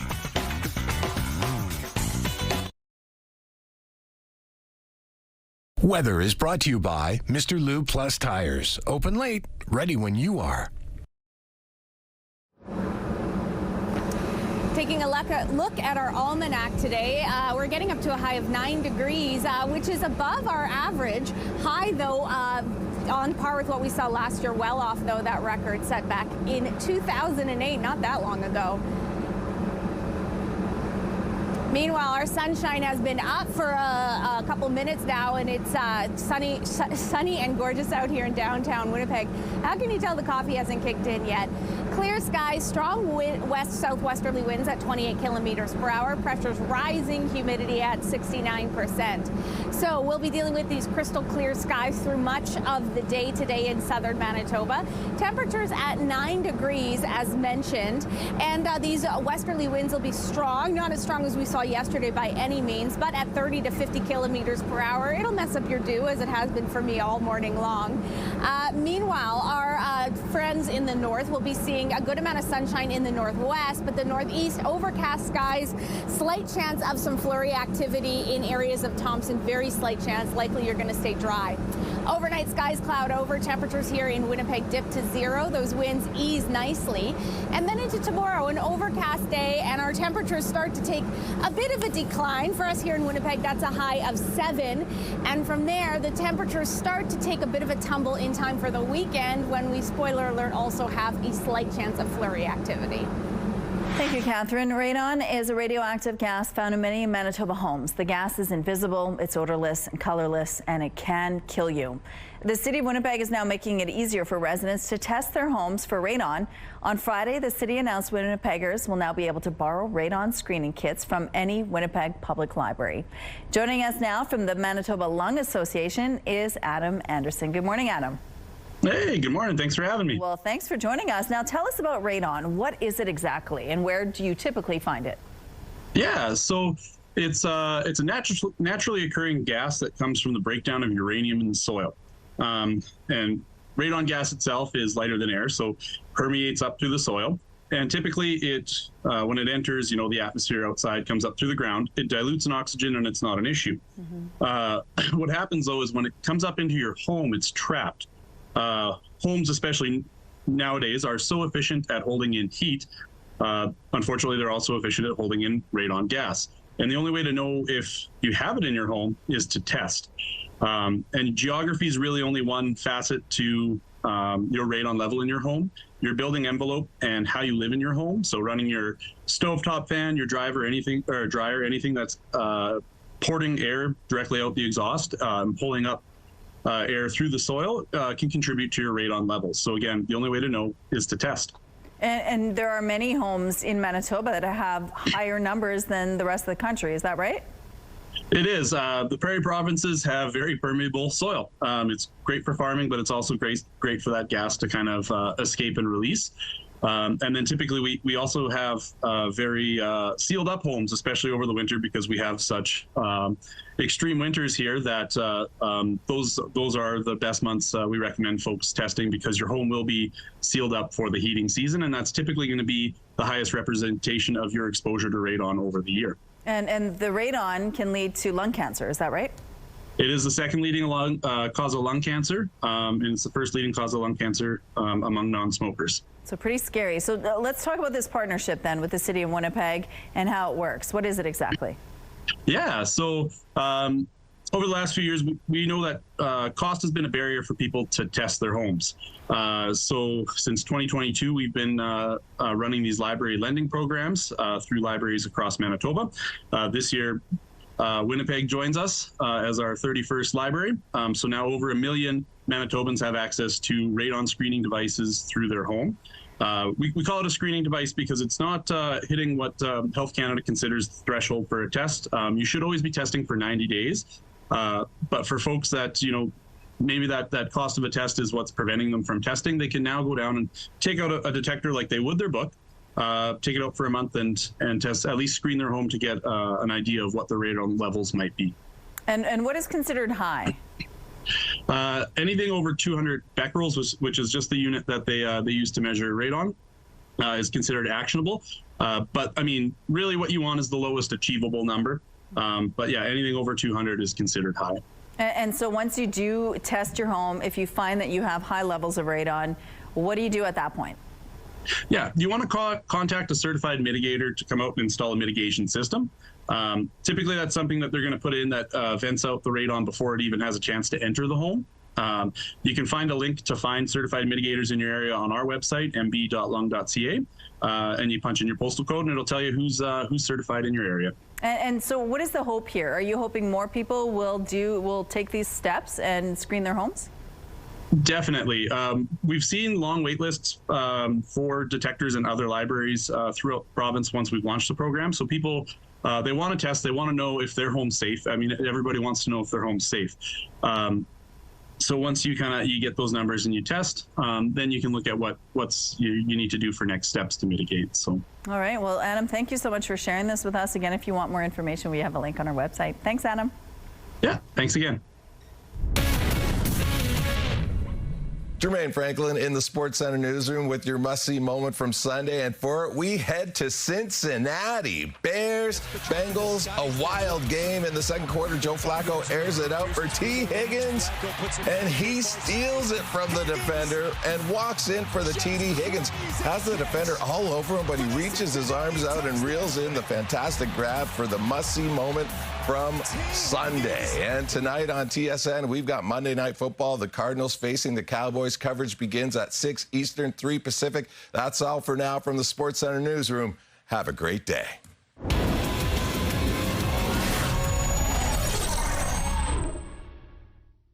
The TSN Must-See Moment is brought to you by Super Blinds, helping your home get holiday ready with Blinds by Hunter Douglas.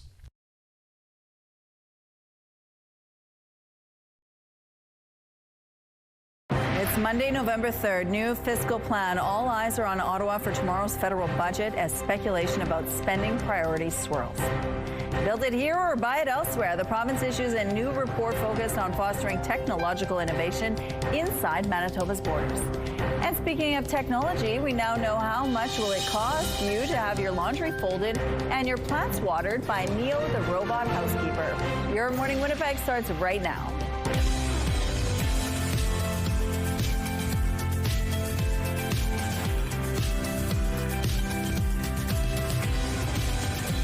Good morning. Happy Monday to you. Thank you so much for staying with us here on Your Morning Winnipeg. We have a lot in the next hour for you, including a new book on accessibility rules and what they mean and what they need to do to be changed in this country. Also, MTYP has a brand new production. It's called The Mush Hole. We're going to have one of the stars who performs in the show join us at 8:45 to tell us a little bit more on what inspired her to create it. But the weather today, it's going to be clear and sunny, but windy. Yeah, maybe not bringing a ton of heat. And yes, windy, Rochelle, as has kind of been the theme of the weekend. Nowhere near as blustery as what we saw yesterday. That was intense, folks. Areas in the southwest saw gusts upwards of 85 kilometers per hour.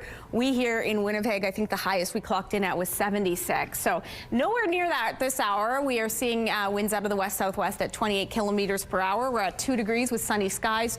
Pressure's rising, humidity at 69%. Yeah, sunny skies on the way as evidenced by our radar, excuse me.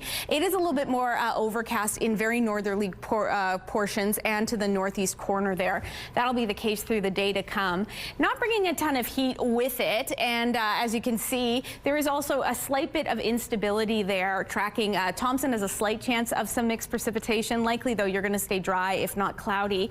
As I mentioned, that cloud coverage migrates to the northeast. While we get a little bit of cloud coverage into the afternoon, it really does intensify overnight. Overcast skies to kick off our day tomorrow, setting the stage for a very cloudy Tuesday ahead.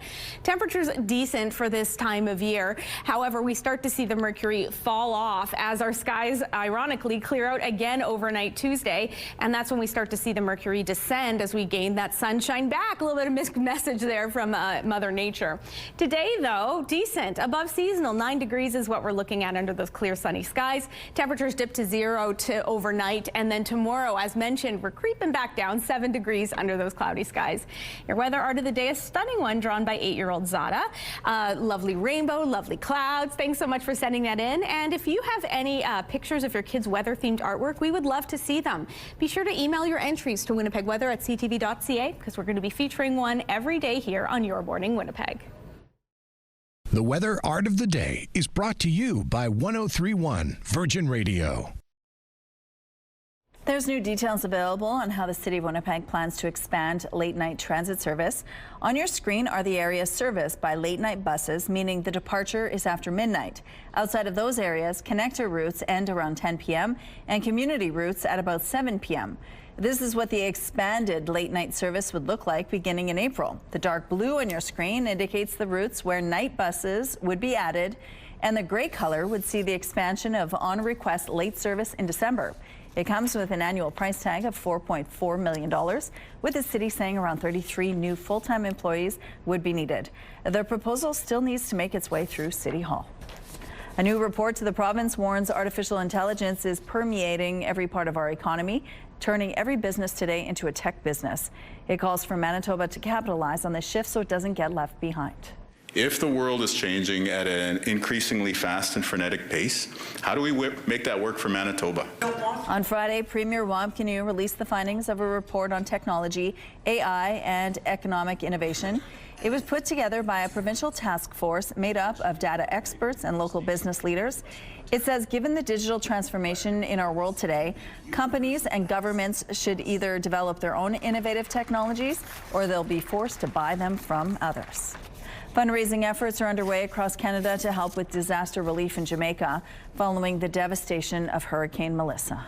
So if I can bring donations that I know are going to get to the people that need it, then that's what we want to do. In Toronto, the Jamaican community is holding night markets to secure non-perishable donations for the island. Other hurricane relief events are also happening in Montreal, Halifax, and Ottawa. Meanwhile, in Jamaica, the death toll from the hurricane has risen to 28. Emergency crews are struggling to reach certain areas due to damaged roads, heavy debris, and flooding. The federal Liberals are putting the finishing touches on its fiscal plan as experts weigh in ahead of tomorrow's budget. From my perspective, the single most important thing this budget needs to work towards is increasing investment in Canada. Former Finance Minister Bill Morneau says attracting international investment in Canada is key. The Carney government's first budget will be tabled tomorrow and will be the first summary of the Prime Minister's agenda since the party released its spring election platform. And as we know, since then, Canadian industries have taken a sharp hit from the trade war with the United States. I'm not sure how many viewers remember the Jetsons, but this may just be the Rosie you've been looking for. If you have around $28,000 kicking around, a home humanoid robot like this could be yours. This is Neo, a robot housekeeper. Neo can apparently clean, do laundry, and water your plants. It can also dance in case you're ever in need of a break from having to do your chores to dance with someone. Here's a look at what's happening now on the St. James Bridge. Looks like things are moving well here, starting off this Monday morning. If you see any problems out on the streets, though, please let us know. Traffic is brought to you by Mr. Lube Plus Tires. Open late, ready when you are. Let's go back now to Oka-McMarsh, where our Ainsley McPhail is live this morning. If you want to be an artist or you're trying to learn how to be an artist, they have a really great event coming up that might help you do so. Good morning. Good morning. November 14th, it's happening, Rochelle. And our outdoors, specifically at Oka-McMarsh, is perfect inspiration. Here to tell us about it is Sarah Johnson. So tell us about this paint night coming up. So we're having paint night. It is November 14th from 6:30 to 9:30. We're going to be doing this painting that's here. Or a rendition of it. They usually turn out a little bit different. And we're going to be having some snacks. There will be some wine available for purchase. We're just going to have a lot of fun with it, I think. So everybody's going to have their own version. I have a sneaky suspicion yours is going to be much more beautiful than mine. So I'm going to let you take it away. Give us a sample of what it looks like day of. So we're going to have the whole setup. This morning, I'm going to show a little bit of a technique. We're going to do a wispy sky. I saw a beautiful sunrise on my way out to the marsh this morning. If anybody's ever able to drive out in the morning, I highly recommend it. So this is just a very simple, we're going to do a blob. The sky is blue. Yes, thank you very much. Exactly. Perfect. And there's your painting. You know what? It's not always blue, though. That's fair. That's why you got the pink in there. We do some more blobs. Just blob it on. And using nature as an inspiration, how perfect is that when it comes to a night like this? It really is perfect. I mean, we all know nature, it's all around us, we're constantly experiencing it, and painting nature is really a way of embracing it, feeling connected to the world around us, I think. And it's also a lot easier to paint if people feel that they aren't an artist, because nature's organic. I mean, this looks like a sky-ish, and I haven't done anything but blobs. That's because we only have so many minutes for these segments, okay? It's a work of art. It's coming up on the 14th. Head to a link on our website for more details. Thank you, Ainsley. While heartbroken Jays fans are grieving, they're also looking back on a proud and powerful season the entire country won't soon forget. CTV's Kamil Karamali now with their message to the team. Rounder to short, and the Dodgers turn it. This is the sound of millions of hearts breaking across the country. The Blue Jays in a World Series Game 7, inches from winning it all, only to lose in extra innings. A fairy tale run without the storybook ending. The hangover the next morning has Jays fans like James Yamada trying to cope with the crushing heartache. Watching each play, what it's done for me, and now my daughter passing on to her, it's meant so much. But despite the pain, you'll still see Jays hats, flags, go Jays, and shirts. Because what this team did for this city and this country won't be stopped by a Game 7 loss. They brought Toronto, the whole of Canada together. What's traditionally called America's national pastime, for a few weeks was taken over by Canada. The Jays kind of represent, Canada's national pride, especially, like sticking it to the U.S. a bit, which would have been nice. During a time of tariffs and trade war, when the country needed unity, the Blue Jays brought it. Given the climate, I think there was a little more to it in terms of country versus country, and being the only Canadian team. The excitement giving a needed economic boost, hotels flooded with tourists, bars packed, restaurants overflowing, profits surging. We've seen an increase anywhere from 30 to 50% for all games. So last night in particular, it was packed from the moment we opened our doors. All of it inspiring a new generation of young Canadians to pick up a bat. I got these socks for my daughter. Giving James Yamada hope that his daughter, now a fan, will one day watch the Jays win it all. This summer, she started T-ball, and she just got so into the Blue Jays, watching every game, every night with me. And to the Blue Jays, this message from your fans. Thank you, Toronto Blue Jays. Thank all of you. Thank you very much. Thank you, Toronto Blue. Thank you so much. Thank you, Jays. For uniting a nation together. Kamil Karamali, CTV News, Toronto. The Bathfitter Live Eye is brought to you by Bathfitter, your bath and shower experts for more than 40 years. Thank you indeed. What an incredible season. Also incredibly beautiful out there. 2 degrees, lots of sunshine as we kick off this day, this week. Winds are strong out of the west, moving our camera around at 26, gusting at times to 37 kilometers per hour. Pressure's rising, humidity at 67%. Lots of sunshine on the way, not bringing a ton of heat. Temperatures, though, decent to kick off the day. 3 degrees in Morden and Winkler and the Portage La Prairie area. 4 degrees in Gimli. A little bit cooler in Brandon, hovering at 0. To the north we go. Temperatures very similar. Thompson still below freezing at -1. The Paw at 2. Swan River there at 1 degree. Not a lot to show you on our radar because it is so intensely clear out there in southern Manitoba. The very northerly corners, though, a little bit more overcast, and that will be the case through much of the day. Certainly when you put the kids on the bus, it's going to be sunny. Temperatures at about 3 degrees. At lunchtime, it'll be heating up slightly at 8 degrees. A couple clouds join us on the bus ride home, getting up to our high of 9 degrees. It's good considering 3 is our typical high for this time of year. Temperatures dipping down overnight to 0 as those strong westerly winds ease a little bit, but those clouds roll in. Into Tuesday, more overcast skies, a high of 7 degrees, and that's when we start to see a slow descent back to more typical November values. I almost said October. Saturday, sunny, a high of 6 degrees. Thursday, overcast at 4 degrees. The sunshine is out, but those temperatures not showing that 0 degrees on Friday as we lead into a bit of a frosty weekend. We're going to take a break here on CTV Morning Live, but we have an author joining us in studio. Don't go anywhere.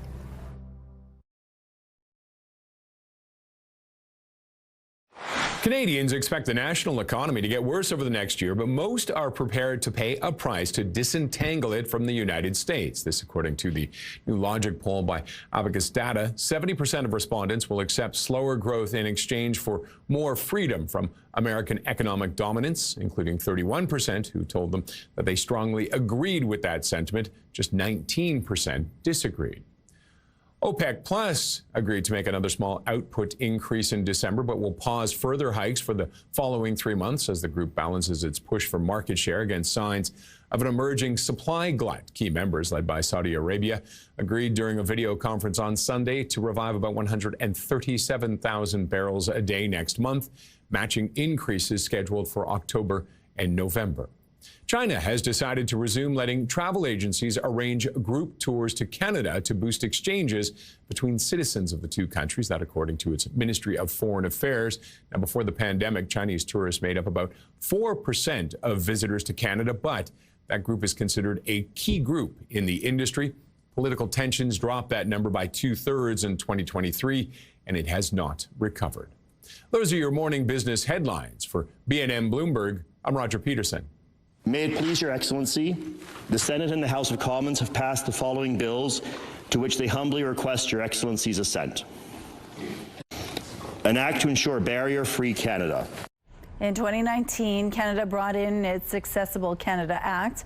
It was meant to bring changes and improvements to our country's accessibility rights for people living with disabilities in this country. A new book is examining this issue, and it's meant to provide guidance to people, businesses, and politicians on what the new rules are and how they're meant to be used. The book is titled The Race to the Starting Line, and it's written by Max Bro. Joining us now is the author, Max Bro. Good morning, Max. Good morning, Rochelle. Well, thank you so much for joining us. Now, you worked on this act for many, many years, sort of behind the scenes, but very active with it. What was the goal of the act? Well, the number one goal of the act was to ensure that federally regulated organizations had an understanding of what they need to do to make sure that they were eliminating barriers for people with disabilities. As I say in my book, just because we're in the Charter of Rights saying thou shalt not be discriminated against, people still don't know and companies don't know what that means.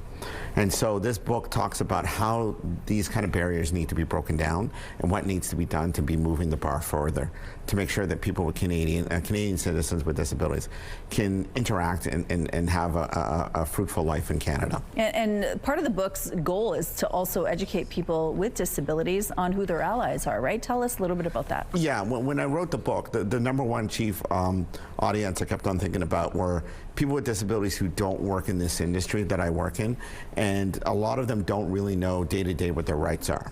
So, you know, if you love music and all of a sudden you can't get your right tickets to go see a music event or a hockey event, you know, you have some rights to complain about, making sure that there is a spot for you there and that, you know, they recognize your rights to attend those particular events. And so these rights now exist for you to pick a fight, if that makes any sense. Well, the act was brought in 2019, but really there's still lots of room to maneuver and improve this. So what is your goal with this book, and what do you want people to realize? Well, my goal for my book is twofold. Okay. My first one, I wrote the book and I kept one of the principles of the book, which is it's in a very common language. It's not an academic language, because I wanted individuals to read the book that are disabled and to really truly understand what power they now have in their fingertips. The second goal was, when I was having a conversation with the minister at the time, we realized that all the work that we did in creating the act was going to be forgotten as soon as it became a bill from an act. So I wanted it for prosperity's sake. So I'm hoping like 20, 30, 50, 80 years from now, when somebody looks back and goes, what were they thinking when they were designing this act? They would be able to find this book and then go, okay, this is kind of some of the thinking they were doing. So it's also a prosperity thing and also a legacy piece for all that hard work that we did. Absolutely. Now, barriers are still there after all this time. There have been improvements, though. In what has your personal experience been like with that? Well, my personal experience is I've seen every year there's always improvements. Okay. From the time that I was in the 70s where there was nothing to now where we are today, where it's every year there's something new, there's something going on. It's going to be a battle that's going to exist for a long time, because as soon as we fix one problem, there's another one, right? AI is a great one. When we were writing the act, we didn't see AI coming in the forefront. and nobody talked about it. So when we wrote the act, there was no mention of AI. Now we're sitting there going, wow, what do we need to do to make sure that AI is incorporated in this new act? So, you know, there's always new things popping up, and so the battle will always be continuing forward. Now, with this book, you're hoping that the battle just starts right at this point and continues in the future. Yeah, so it goes to the title of the book, The Race to the Starting Line. What a lot of people don't know is that the people in Ottawa, when they're writing a piece of legislation, which is called a bill, they've usually been doing it for several administrations, and they could just dust something off the shelf and say, okay, let's clean it up. But it's usually been a decade or 2 decades worth of work. The Weed Act is a great example. That had been surfacing around for almost 20 years. But for this, there was nothing to start it from. So we had to run really quickly for 4.5 years, because the one thing we were told, get it done, get it approved in 4.5 years. Wow. Well, you did it. Well, the book will be launched at the Canadian Museum for Human Rights tomorrow. Max, thank you for sharing this with us, and congratulations. Thank you very much. Clear and slightly cool to start off the day. Ooh, I'm liking my lighting. It's very, it's not so intense. Sometimes early this morning that sun can really blast you. It is still very lovely though. The winds though very strong out of the west at 26, gusting at times to 37 kilometers per hour. Pressure rising, humidity at 67%. Speaking of intense, wow, those gusts were just otherworldly over the weekend. Specifically on Sunday, they rolled in ahead of a Alberta Clipper, a very fast moving one.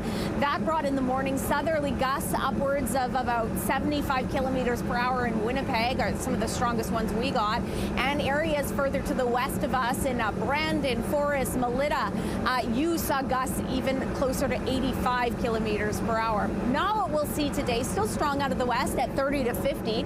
Lots of sunshine for us here in the south. Temperatures well above seasonal. 9 is what we're looking at. 3 is what's typical. And to the north of us, for the most part, it'll be on par in terms of temperatures, maybe a few degrees cooler. The northwest, a good amount of sunshine, while the northeast will contend with some clouds, slight chance of some flurries. Overnight, skies cloud over here in southern Manitoba. In Winnipeg, we're looking at a low of 0 as those winds ease nicely. And then to tomorrow, above seasonal again, not as warm though, 7 degrees under cloudy skies. Speaking of clouds, they're certainly ominous in Gimli when Rick snapped this photo. Thanks for sending that in, Rick, and keep your weather pictures coming to Winnipeg Weather at CTV.ca. We are taking a break, but stay with us. So much more Your Morning Winnipeg still to come.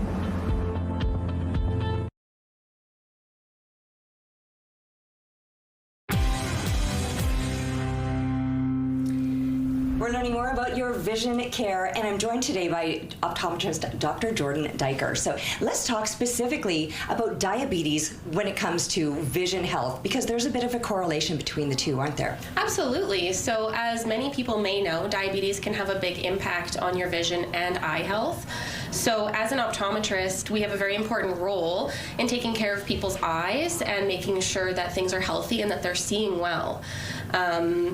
We do recommend people who are living with diabetes or are pre-diabetic come in yearly for eye exams, and we do communicate within the whole team with your primary care practitioner, and sometimes as needed we'll refer you to ophthalmology for further care or treatment. Okay, so if somebody gets that diagnosis that, you know, they're living with diabetes or they're pre-diabetic, are there things that they're going to have noticed already with their vision, or is this something that you kind of are making those discoveries along the way? Like perhaps they wouldn't notice a difference on their own. Yeah, I love that question. It is different for every person. So there are people who come in here without a diagnosis, and we will see things in the back of the eye, such as diabetic retinopathy, that will clue us into, you know, you do need to visit your primary care practitioner. There's some things to be investigating here. Other people will come in with a new diagnosis and there will be nothing in the eye. Okay. So it's very individualized per person. The other thing that can happen is diabetes can make your prescription fluctuate as the lens inside your eye swells with increased blood sugar. And these are things that we keep track of. So when people with diabetes come in, we're going to ask, what is your blood sugar level? Is it stable? Because that can impact your prescription as well. So everybody's a little bit different, and we want to make sure we're taking the best care of anybody who's concerned about their blood sugar by checking every year. Okay, so this is fascinating, some of the things that I just picked up from that comment there. So the idea that you could almost be the first indication that there is something wrong, that they need to check with their doctor about a perhaps diabetes diagnosis. But then how you mentioned it could be fluctuating. So sometimes we hear of people that are maybe pre-diabetic and able to get their health under control, that they kind of roll themselves back into a healthier position.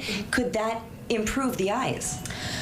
Yes, absolutely. Often with the fluctuations I was mentioning, that's going to be directly related to your current blood sugar levels. So if you're fluctuating, that's where we're often going to see that fluctuating prescription. So if you're in good control, we're happy with it, we're going to get you a good prescription, which is fantastic. And then, of course, the more maintained you are with your health, well-being, and blood sugars, the healthier your eyes are going to be as well. Of course. So again, what a fascinating conversation this has been. Perhaps you learned something today. What we most definitely learned is that you have to stay on top of those eye exams. So you recommended yearly annual eye exams. If somebody doesn't have a family doctor, how would they go about, or an optometrist, pardon me, how would they go about finding one? Yeah, wonderful question. So we do have a website, optometrist.mb.ca. On that website, you can see any optometrist near you that are accepting new patients, and also specifically patients with diabetes. So feel free to visit that, and you can find somebody to take care of your eyes. Dr. Diker, I learned so much today. Thanks so much for having the chat. Thank you for having me. Your Morning Winnipeg. Coffee is brought to you by Robin's Donuts, your favorite stop.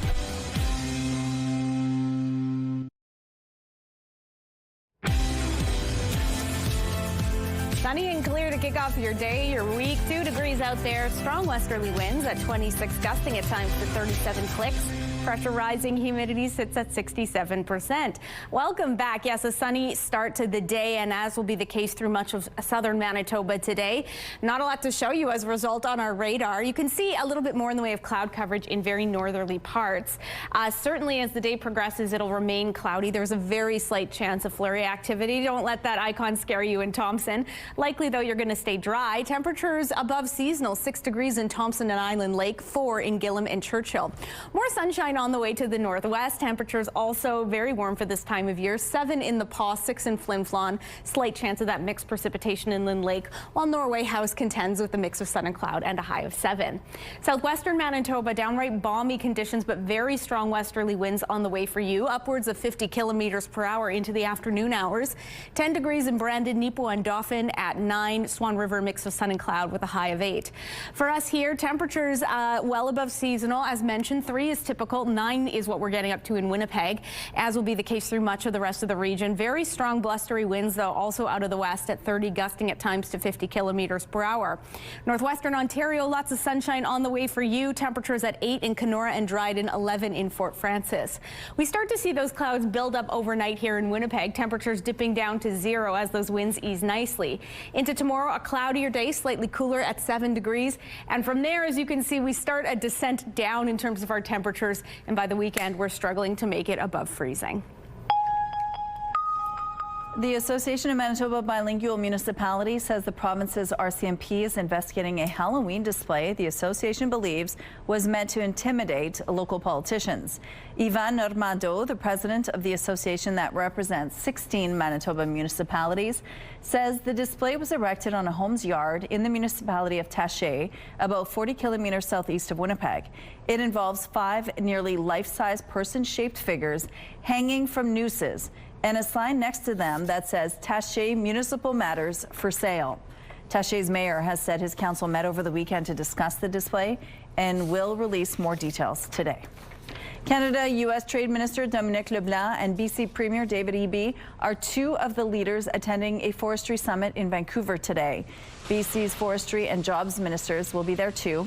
They're set to discuss ways to support workers and businesses being hit with U.S. tariffs. The goal for the summit is to push for more federal help for the forestry industry in BC.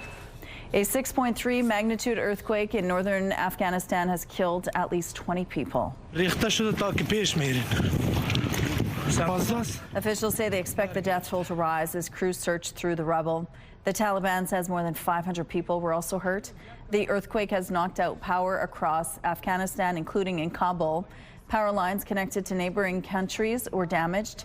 This disaster comes after a 6.0 magnitude earthquake struck in August, which killed more than 1,100 people in eastern Afghanistan.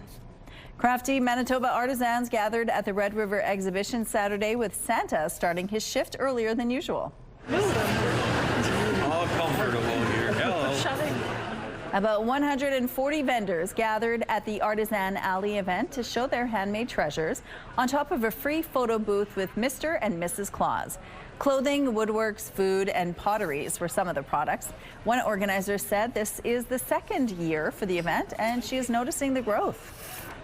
We're definitely busier this year than we were last year. This year is our second year running this particular market, and it's definitely a lot busier.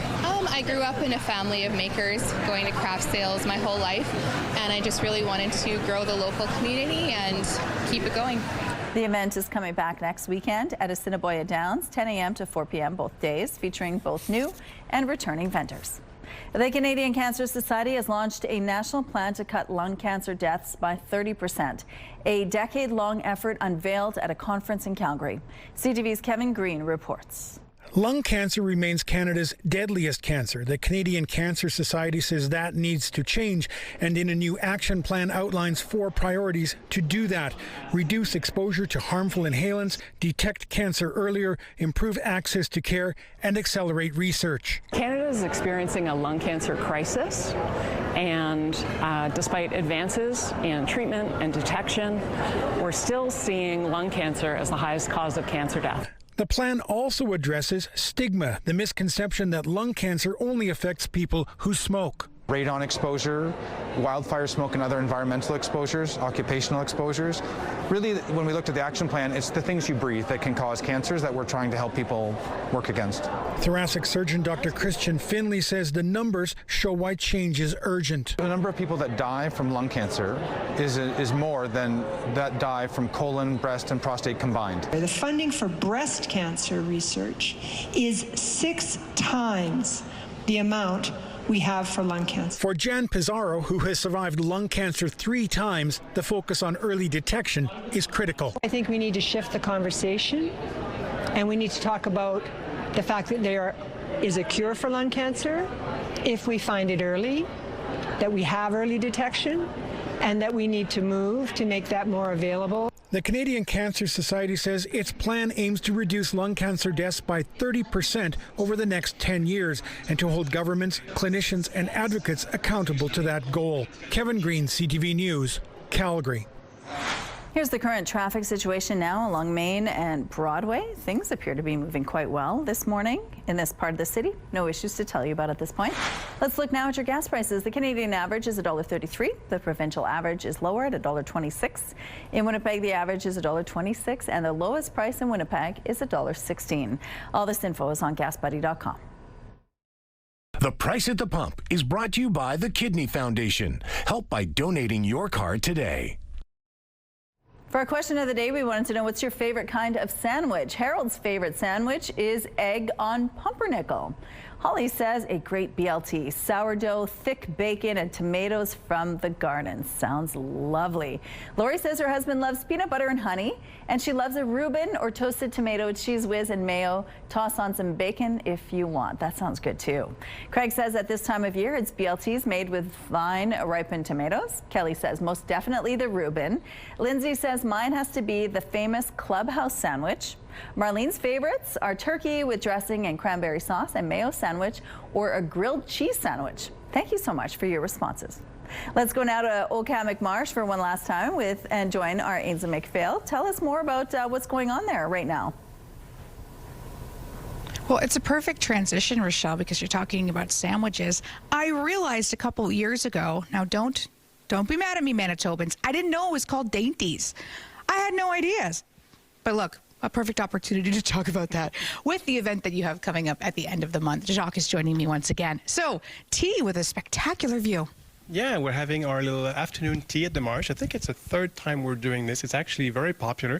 It's a fun way to celebrate, the changing season, and a great view, as you mentioned, of the Marsh, and a great way to explore the talent from our chef, actually, who's making some delicious bakings and sandwiches to go for the tea. So it's a very fun event. These may not be the exact same one that will be featured the day of, but it's going to be very similar with like dessert and sandwiches and scones with clotted cream and jams and so on. And of course, the tea, so loose leaf tea. You can also upgrade if you want a mimosa as well. So we're stepping it up a bit as well. So it's going to be kind of a fun event.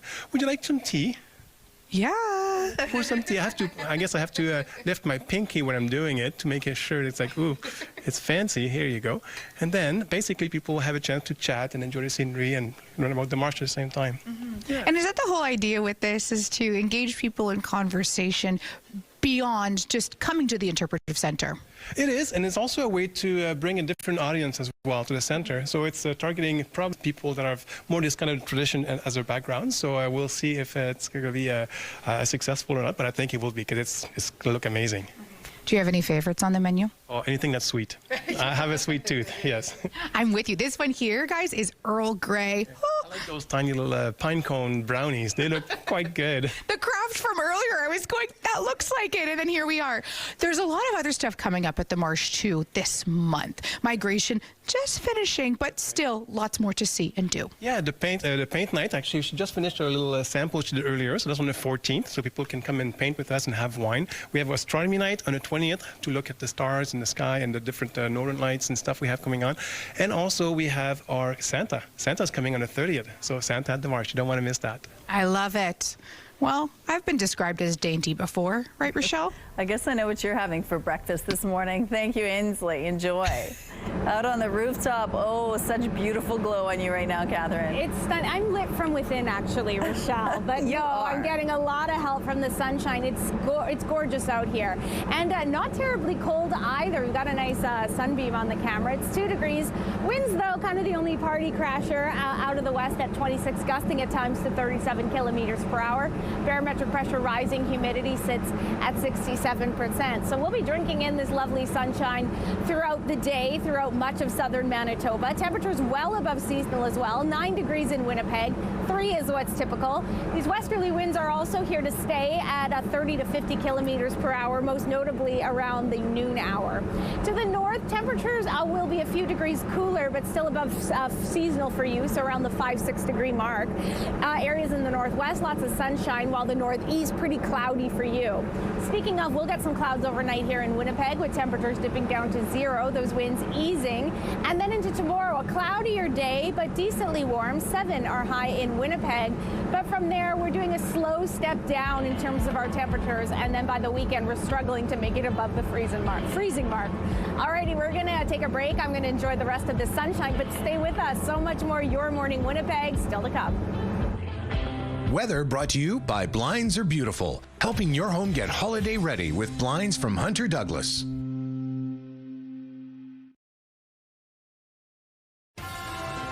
Have a news tip? When you see news happening, let CTV News Winnipeg know. Text your tips, pictures, and videos to 10400. That's 10400. Message and data rates may apply.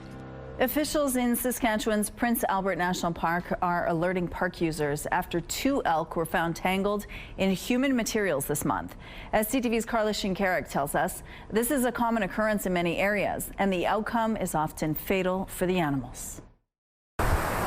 Prince Albert National Park is known for its elk roaming freely, and that's why 2 incidents this month with elk getting tangled in netting has park officials reminding everyone to keep wildlife safe. Receiving calls from concerned visitors about an elk in distress with some kind of netting or something tangled in its face and antlers. In that first incident, a visitor saw the animal near the Heart Lakes Marina. Parks experts then jumped in. Resource conservation staff were able to safely immobilize the elk and untangle the netting. The elk's been seen around the town site, apparently happy and healthy. Then this happened 10 days later. And the second one, a report of an elk running with fencing down Lakeview Drive, right across from the Red Deer campground. The fact that it's mating season could be a factor for the increased incidents. We share the landscape with wildlife, and it often means that we've just got to take some effort on our part to take that extra step to making sure that we're taking care of this landscape that we're a part of. He says there have been other incidents in the park in the past where animals have become tangled,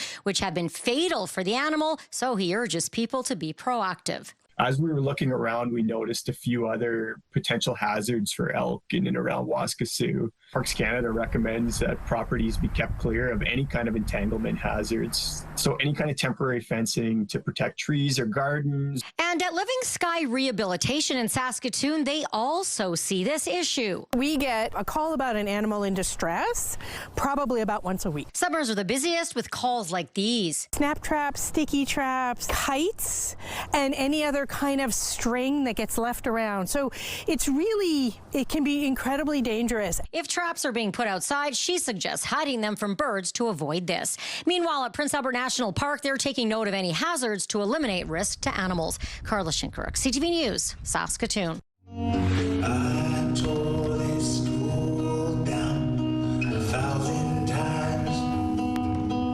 The Manitoba Theatre for Young People's latest production is an award-winning show. The show is called The Mush Hole, and it went on to win 5 Dora Awards in Toronto.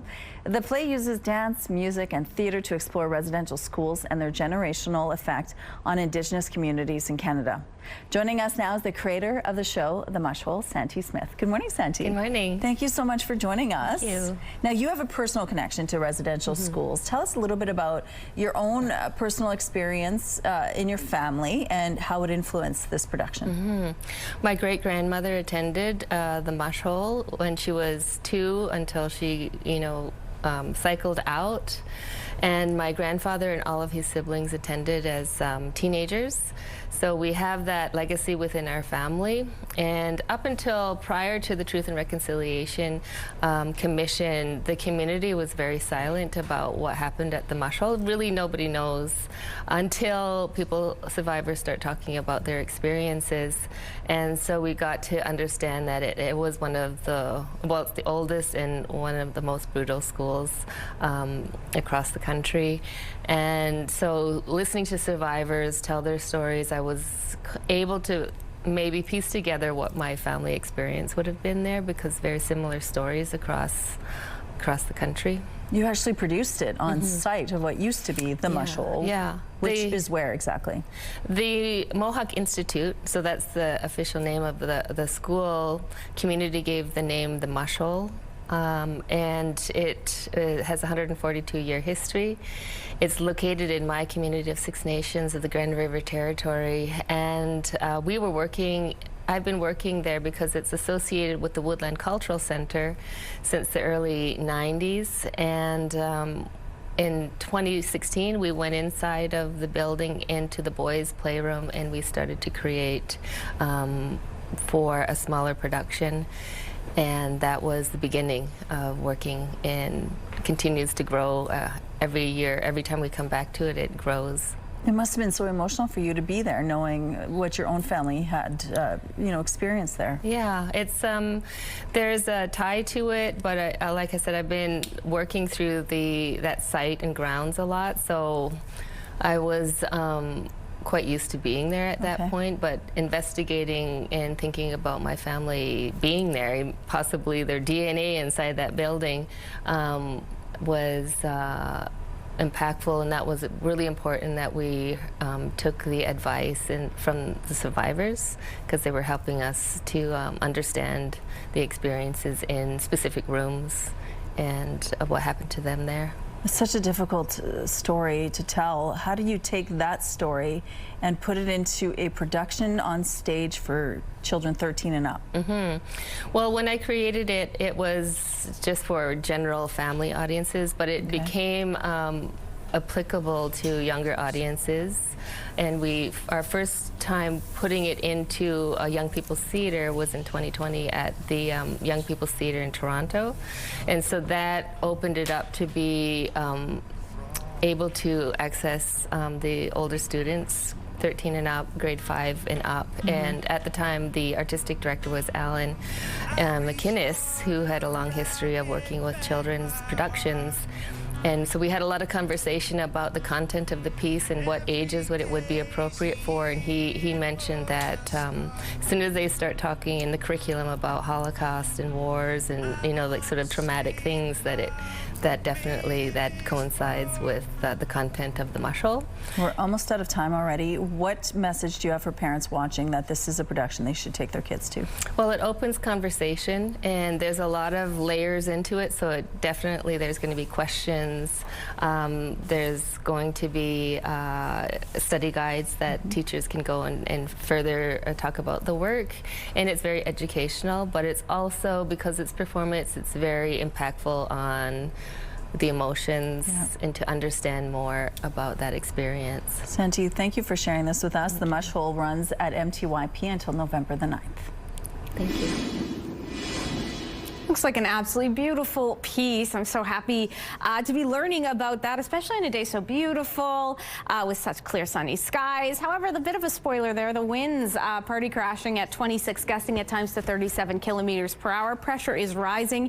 Humidity sits at 67%. Yeah, so much sunshine on the way to the point that we have very little to talk about on our radar. The north, though, you can see has a good smattering of clouds expected off and on throughout the day. Meantime, in terms of our temperatures, we're going to be nice and warm for this time of year. 9 degrees is what we're getting up to. 3 is what's typical for this time of year. Those winds will be plaguing us from the west at 30, gusting at times to 50 kilometers per hour.